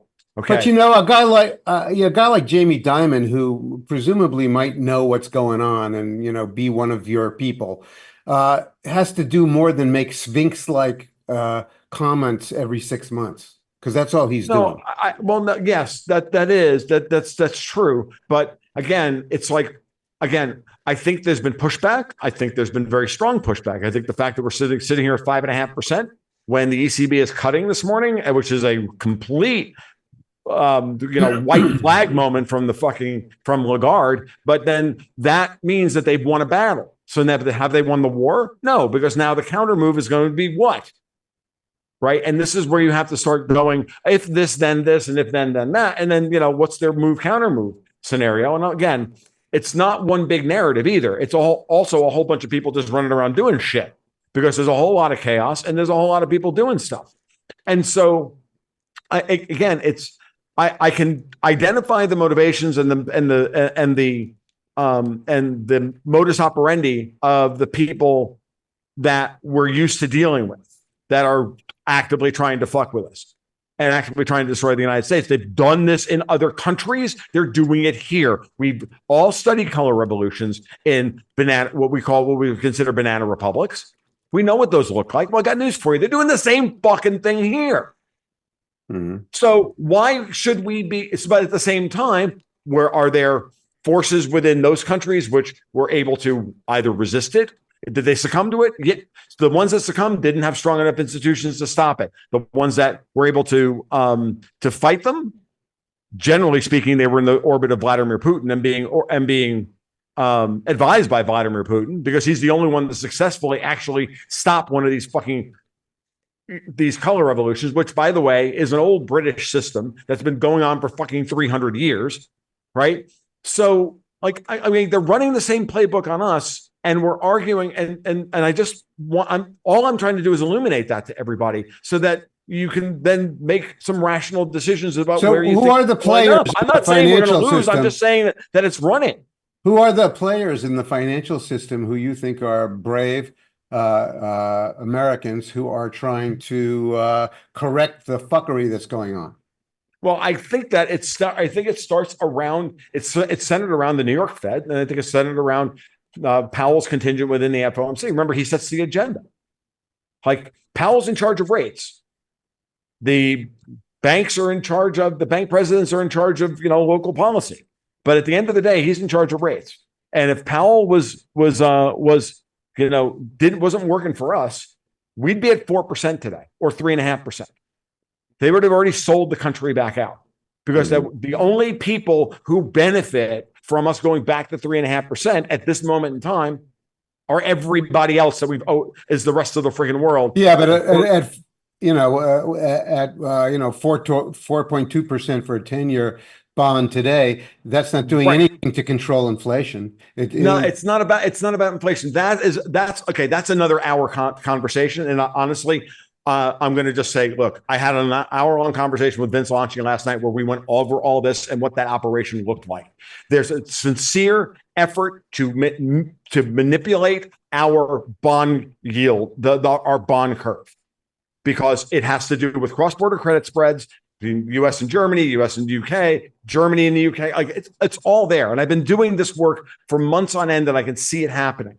But let's just, like, and I can't do this here because I'd take an hour for me to do this in this podcast, and I don't think it's the right forum for it. I've already covered this or about to cover this in other venues. So when that gets published, which I'll probably put out either tomorrow or Saturday, you guys can watch that. But understand that I've watched it carefully from this perspective. And Lagarde just lost a major battle. We had a massive move in the U.S. Treasury yield curve down, the long end of the curve. But at the same time, German rates didn't move. The last time the U.S. rates started to break up, German rates didn't move. Why didn't German rates move? Because Lagarde was sitting on those rates. Now she's cut rates, and they already pushed the U.S. yield curve down, and German yields couldn't move. Why? Because the markets are rejecting her policy. And then she cuts today, and the German freaking bond yield this morning rose 3 basis points during the fucking presser. Okay? Yes, not down, up. Meaning the market sold off because they don't believe that Christine Lagarde cut rates because inflation's under control. They believe Lagarde cut rates to save the German banks that are all about to fucking go tits up. And they're worried about the European parliamentary elections and all the other things that we're talking about here. That there's an incipient credit crisis that's been brewing for 2.5 years since the day Powell started tightening, that they've been screaming bloody freaking murder at. And they tried to get rid of our fucking Fed chairman in October of 2021. But that was Brainerd. That was Brainerd. I'm not sure that was. I'm not sure that. I think that might have just been Brainerd positioning. No, I'm not that sure wasn't that just was Brainerd. That came from Obama and everybody else. Like Joe Biden has threatened Powell multiple times. Janet Yellen has gone around the world trying to get people to buy our friggin' bonds. Like it's been going on and on and on. And I'm not saying this is the only avenue on this. Okay, but it is the big one because when you realize that if you can create an incipient sovereign debt crisis in Europe, and by the way, for those anti-imperialists who think that the United States is directing all of this fuckery, well, guess what? My argument here, all the data tracks with that the United States is throwing Europe under the bus and using the dollar and interest rates to its advantage, blah, blah, blah, blah, blah. And the empire is trying to defend itself. Sure, if you want to term it the empire, great. I can term it as I can make it just as plausible an argument for it's not the empire trying to immunize itself. It's actually the empire. It's actually what's left of the constitutional republic trying to save itself from imperialist forces from without, destabilizing the country from within. Because then once you start taking into consideration the immigration policy and the environmental policy and the shutting down and the shutting down of like oil pipelines and no new refineries and all this fucking EV bullshit and all the climate change and all the rest of this fucking rotten nonsense, it's clear that these people are trying to destroy us. Well, maybe we deserve it. I don't know. I'm at this point. I'm not here to argue one way or the other for this. You've got two major political systems, the European Union and the United States, and they're both in a state of gross disorder. Exactly. So, I don't think they're like two people that don't know how to swim, fighting each other in deep water, and both of them are going to sink. Agreed. And that's the way Putin views all of this. That's why he's not doing anything. It doesn't seem that Jerome Powell has any remaining power left to be able to do anything. Just holding it at 5.5% is draining everybody. They're gasping for air, Jim. They're gasping for air. And by the way, Peter Bookfire's been talking about that. He says right now time is tightening. Who's buying anybody's bonds, really? Well, that's why they're selling it. That's why they're selling at the short end of the yield curve. They can sell their debt because people are saying, "I want a 2-year." Yep. Right? Why would they want any short or long term? Well, because unless you think, unless you want to go be a maximalist and buy Bitcoin, or unless you want to be a maximalist and buy gold and silver. Right, you're down to some pretty shitty options, and silver's back up to about 2,400. Silver's having a good day today. Yeah, I saw that. Gold is back up to 2,400, and silver's up to beyond 31 today, I think, or 30. So my discussion yesterday, by the way, we talked about the BRICS. And I have been making the highly uneducated statement on podcasts. There's a case where I say what I think is true, which I have no real hard data, is that the BRICS is not about a currency. The BRICS is about alliances. Yes. And the guys would say, oh, the BRICS currency won't be worth a shit. I said, that's not the fucking problem. You got 40 fucking countries saying, I'm not with the United States anymore. That's the fucking problem. They can figure out how to settle cross-border trade in gold. Yeah. They'll figure that out later, right? And Hanke, who knows the global currency market, said that's absolutely true. He says the currency arguments are a sideshow. Yes, they are. They're a complete sideshow. I agree with Steve Hanke completely. So look, again, it's like we have. I think Trump is part of this cabal that wants to try and save the United States. I get it. I just don't. This is a QAnon sounder right here. This is QAnon where the guys come in. I'm not going there. I just think that Trump is honest in his desire to do this. I just don't know that he has the stones or the skills. He has the stones. Whether he has the skills is a different story. Whether he has and that's a fair assessment of him as a person.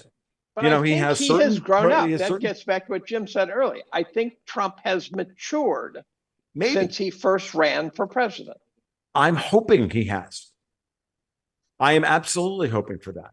And I'm he hoping certainly that- knows that the game is different than he thought it was. He certainly Yeah. has learned that Well, this game how is a about full we- contact sport.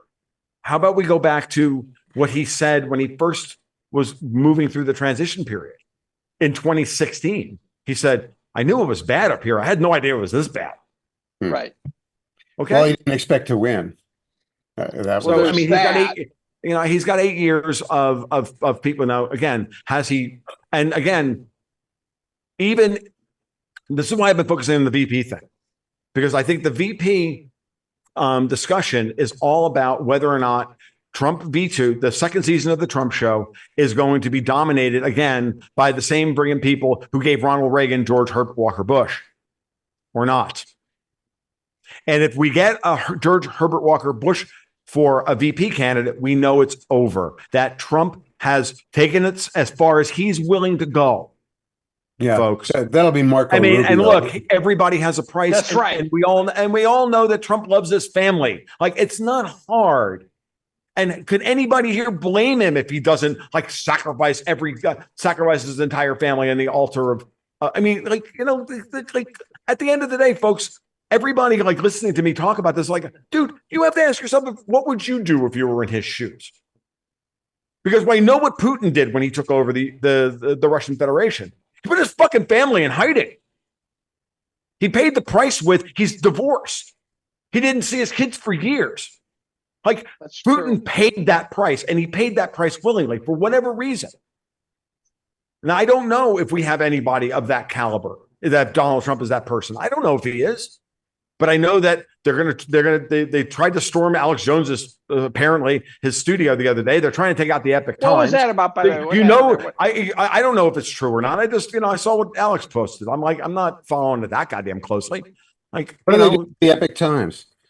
but Yeah, they tell were me about going the after the Epic Epic Times. Times. Who and how? The Justice how? Department or? How? Justice. Yeah. For what? I don't know. For whatever. We're at the point much- now where Merrick too Garland much is saying truthiness. anybody who questions the results of the 2024 election will be considered an enemy combatant or whatever. He's a person of that's interest. right. A terrorist. Yeah, a terrorist at this point. That's what they're. I mean, this is where we are. Well, that's what my colleague told me. This is where we are. Yeah. Well, I would say that where we are is a very pregnant moment, and that it's not going to Agreed. stay. The tension has got to be broken by something, and I would expect that we're going to see something break it in the next 30 to 60 days. I agree with you completely, Jim. I absolutely do. And what I'm hoping for is a catalytic event where the fewest number of people die to wake everybody up as to where we are. I pray for that in my own, kind of semi-atheist, agnostic, not really sure what, how the universe works kind of cosmology. But That's why I think a financial event would be probably the most salutary way through this, because that would just be a lot of people going broke. They had their opportunity in 2020. They had their, of course, Biden. Well, they got they've got another opportunity now with things being as disordered as they are. Bird flu. Well, they're trying that. I'm not eating any more McNuggets. I'll tell you that. I got my chickens just 10 feet away outside my office. I know. I think I put out a social awareness poll, and the choice was, I think the choice was, I'm not afraid. The other one was won't eat McNuggets. I wrote bird flu, spelling it FLEW ? And then I gave some other one. Debbie Burks wouldn't lie. And some guy said, this is the stupidest fucking poll. And I'm going, are you unaware that was a joke? Right. You're the well, Twitter is the place where humor goes to die unless you're posting a meme. I also think that the bots come in and oh, yeah. Do you find you put out a tweet and all of a sudden you get porn at the bottom that basically shuts down the tweet? You find all I get is nature is amazing. I like nature's amazing. I do. I get people send me goat videos all the time, like baby goat videos, because duh. Yeah. What else? I don't know. I think I would hope that the financial thing would be interesting, and then the question is, who's financial. So how do you protect yourself against the financial thing?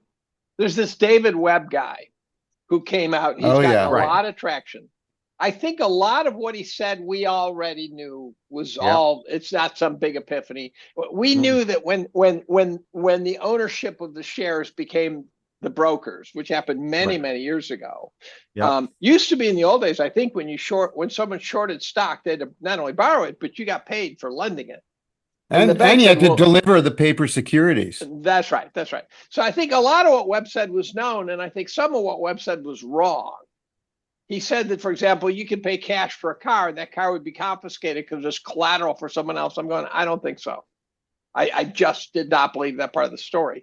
But there is the risk that that the bail-in risk, right? Yeah, there's that your bank account would be vaporized, basically. And so and then again, how do you defend against that? And so the question I think Tom and I talked about is if you had the hedge of choice. Obviously, if you had 100% of it, if it worked, like let's say Bitcoin was it, forget about whether it is or not. Let's say gold is it, forget about whether, but let's say you were right, you made the call. What percentage of your worth would you need to have in that hedge for you to come out sort of break even okay? It doesn't have to be 100%. 0% is obviously not enough. There's some number for which the insurance policy against tail risk is like if you were in Weimar, Germany, and you had 20% of your assets in gold, you ended up a wealthy man because that gold was worth so much. So the question is, what percentage of your assets should be in tail risking hedges, real tail risking hedges, which means not in Fidelity, not in Charles Schwab, things. So it'd have to be Bitcoin, gold, real estate, things like that. Yeah. What percent? My guess would be that it would have to be around 40% at least. Okay. In what? A significant amount. Not assuming your tail risk is you pick the right one. I'm actually not trying to. I mean, I know an awful lot of people.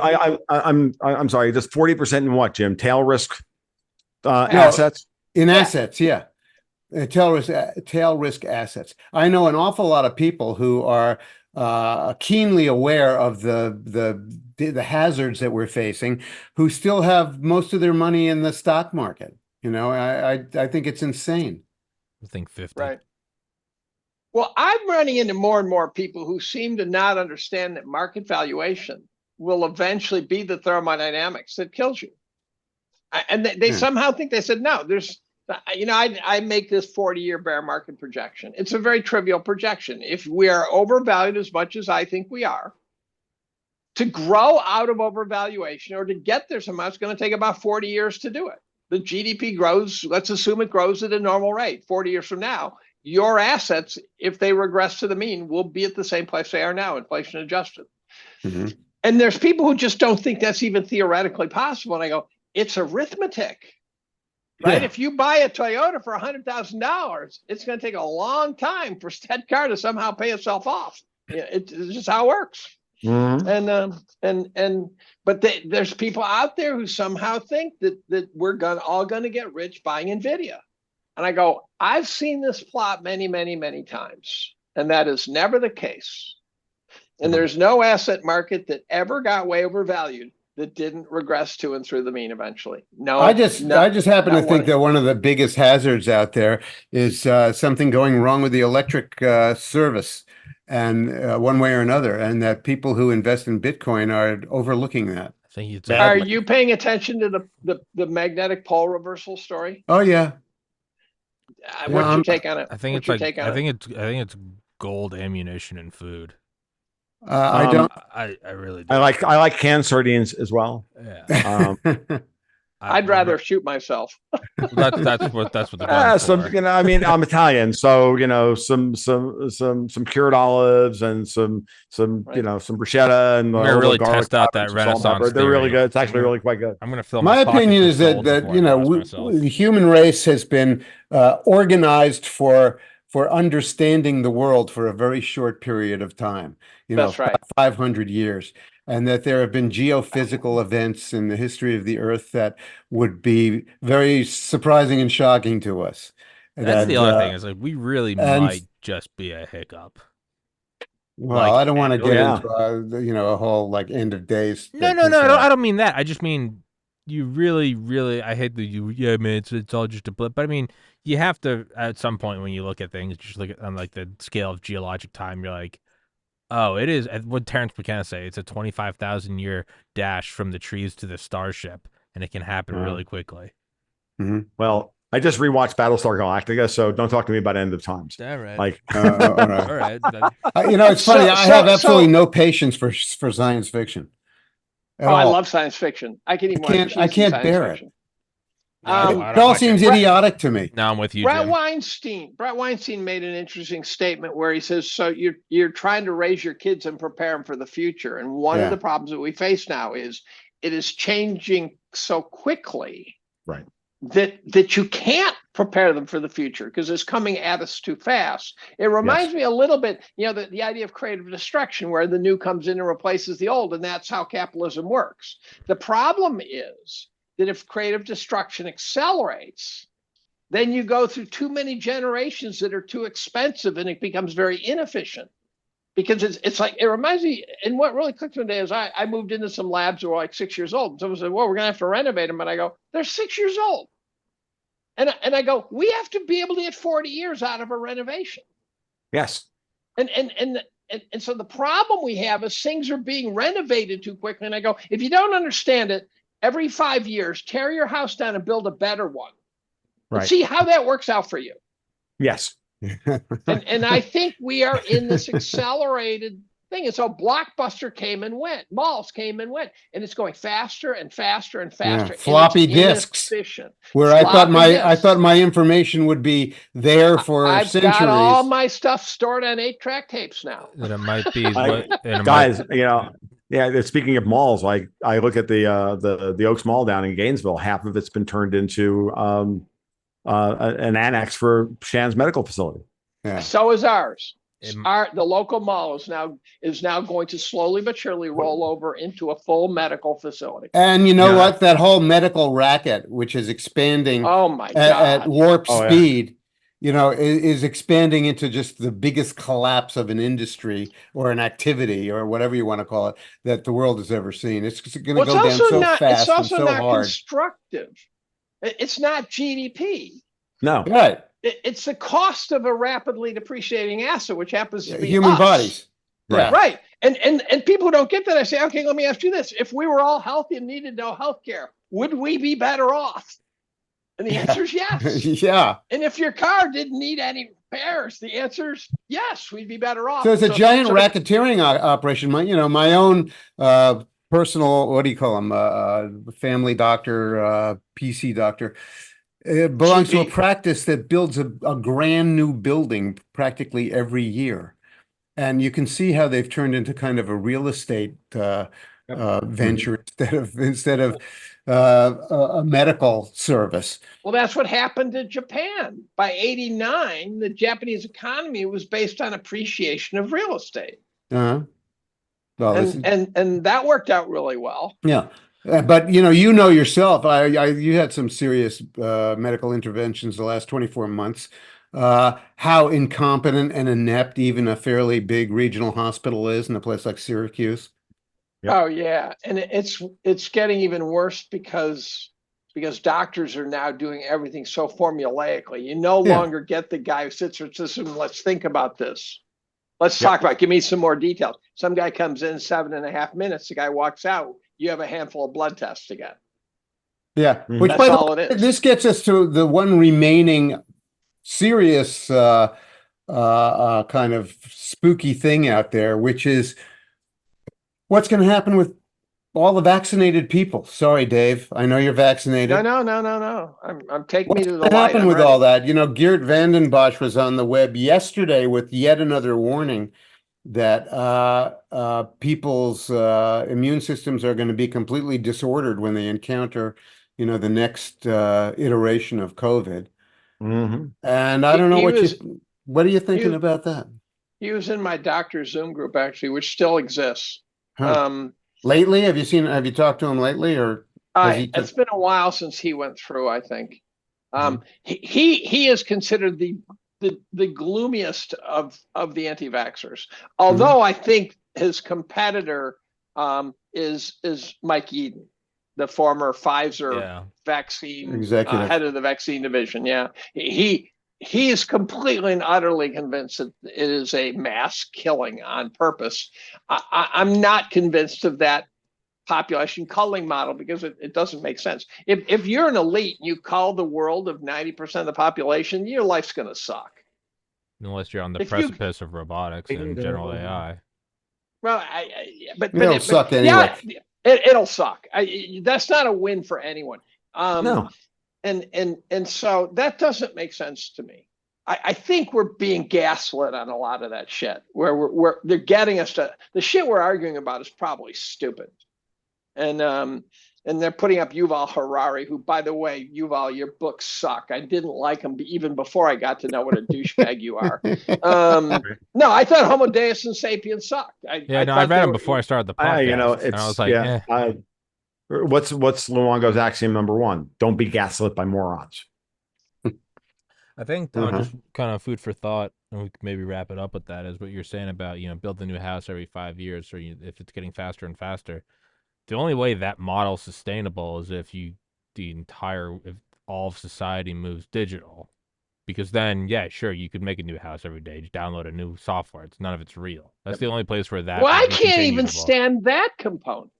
I'm just constantly evading my computer automatically, where all of a sudden I'm finding everything's upgraded and shit becomes incompatible. So what if and shit. all of society moves to? And I'm not saying, I'm just as an observation. It's like, well, it's like the whole military has moved into this sort of comprehensive. Well, it's like globe of internet crap that's making our military inoperable. Mm-hmm. Right. Yeah, right. I mean, so if you extend that to the entire society, which in many ways has already happened, what you end up with is a whole lot of shit that doesn't work. Oh, I didn't say it doesn't work. The digital world is hyper fragile. I'm not saying it's good. I'm just saying, as a continuation, the only way it could continue is to go digital. Otherwise, there's probably going to be some sort of pushback. World made by hand, baby. That's how we're going to go. We might be moving to some weird Luddite thing. I don't know. And this is why they're obsessed with zero cost money, because the only way you can even paper over the idea that you can rebuild the world every 5 years is with zero cost money. So zero cost money is based on capital that doesn't exist. I agree. Yeah. No argument, Jim. I'm like, it's not like I didn't say it was. I said they can gaslight you into believing that. Effectively, is what I'm trying to say. And the only people who benefit from that model are the ones that get the money for free. We never get the money for free. We have to pay the cost on the back end. Cantillon effect. I think it's always important to preface these shows with the cantillionaires, as I like to put it, the cantillionaires. Oh, interesting. They win. Interesting phrase. Yeah. You haven't used that one on you yet, Dave? Yeah, cantillionaires. Akerlof wrote a paper back, and I think it was 96, where he talked about the bankers making money on the way up and the way down. And one day I sent him an email, and I said, by the way, your paper's picking up steam again on the internet. And he says, it's interesting, about every 10 years, all of a sudden that thing just kind of starts revving up and taking off again. It's a little like what's his face, who wrote The Great Crash 1929? Who wrote that? Come on, one of you authors. Galbraith. Galbraith. And he said, just when I think this book has gone out of date, they fuck up again. Yeah. Fair enough. And so I think they've really fucked up this time. I mean, I think was it avoidable, or was this just a foregone conclusion that we would end up that Triffin's dilemma would eventually get us? Is that? I think there's something to Kondratiev cycles. There are 80-year cycles where generations forget what's happened before, and they go ahead and make the same blunders all over again. This has happened August now, right?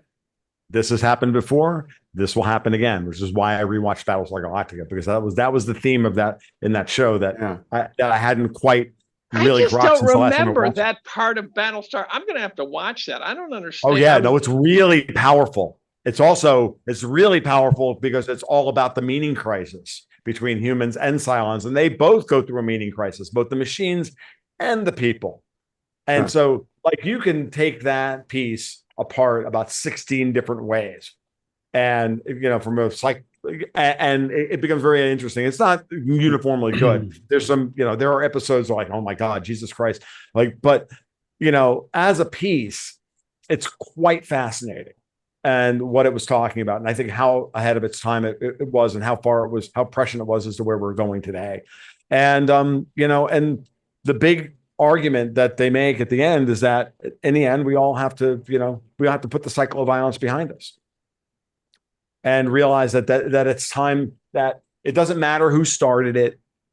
It doesn't matter who, it doesn't matter. But that phase, that's the start of the first turning. And we're just warming up on the fourth.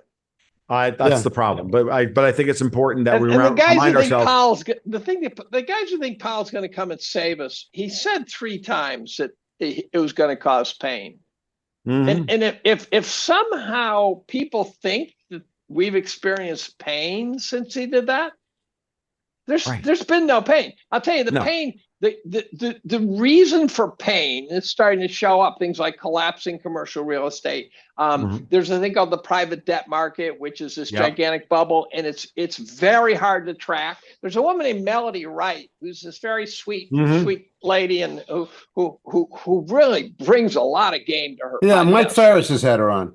That's right, and so has Adam Taggart, and she's very good. And she was interviewed by a real estate person who was repeatedly getting shocked, where he'd say, well, at least this is true. And she'd say, no, it's not, because. And she just kept hammering away on the poor guy.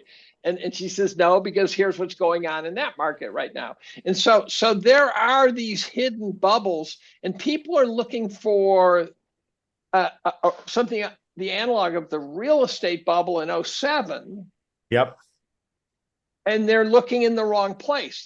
It's going to be a different bubble, as we know. It's the private debt market. It's going to be regional banks. It's going to be the regional banks supposedly are now starting to collapse again. I couldn't believe they stopped them the first time a year and a half ago. I think they're now revving up to start collapsing again because the interest rates have been too high. I'm one of the few guys who doesn't even blame Silicon Valley Bank. No. I go, there's this huge flood of cash. They had to do something. What did they do? So here's the story. I was mad at them because they bought too many treasuries. I go, since when does a bank go insolvent buying too many treasuries? And the answer is, since the Fed started doing insane monetary policy, where you couldn't possibly run a bank rationally. They say, well, they should have hedged. I go, who they hedge? To some hedge fund who borrowed money from them to do the hedge? And where did the hedge fund get the money? That's right. And it's like when Citigroup said, oh, don't worry, we're hedged. And I'm going, what, by the Klingon fucking empire? Right. So, I don't see a whole pile of gold on your balance sheet, Citibank.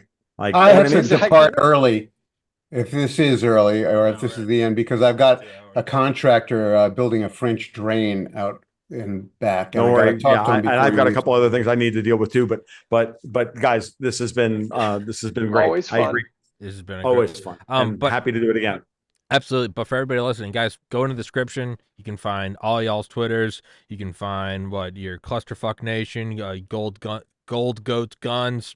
You can find Dave's OnlyFans. It's all in there. Twitter, websites, Patreons, Substacks, whatever the fuck. Thank you very much. There. And guys, please go follow them. I was gonna say, I think we should probably always preface and end these shows with 99% of the things we talk about are nothing that any of us like. It's just things we look at as probable. People are always like, "Thank you. Why'd you say that?" And I'm like, because especially Dave's OnlyFans, but that's Dave's OnlyFans. Hey, listen, it's art is art, all right, and love is love, all right. Especially from Pussyface up there running the operation. I was gonna say, but it's only if you like hairy backs. I had a roommate in college named Pussyface.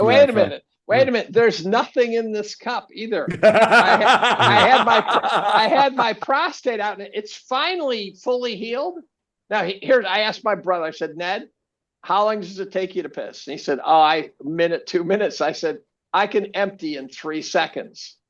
And he goes, what? And I said, I can stand there pissing into the yard. I said, I think I can probably get an 8-foot arc. And he goes, what? You show me a guy who's 69 years old. I'll show you a guy who can't piss 8 feet. and now I can. So life is good. I'm very Life happy. is I'm great. very happy for you, Dave. We're gonna wrap it up now. And on that note, everybody, guys, please go in the description. Please go check them out, gentlemen. The hairy years Recording signed off. stopped. Much love, everybody. As always, a pleasure. Take care. God bless. Peace.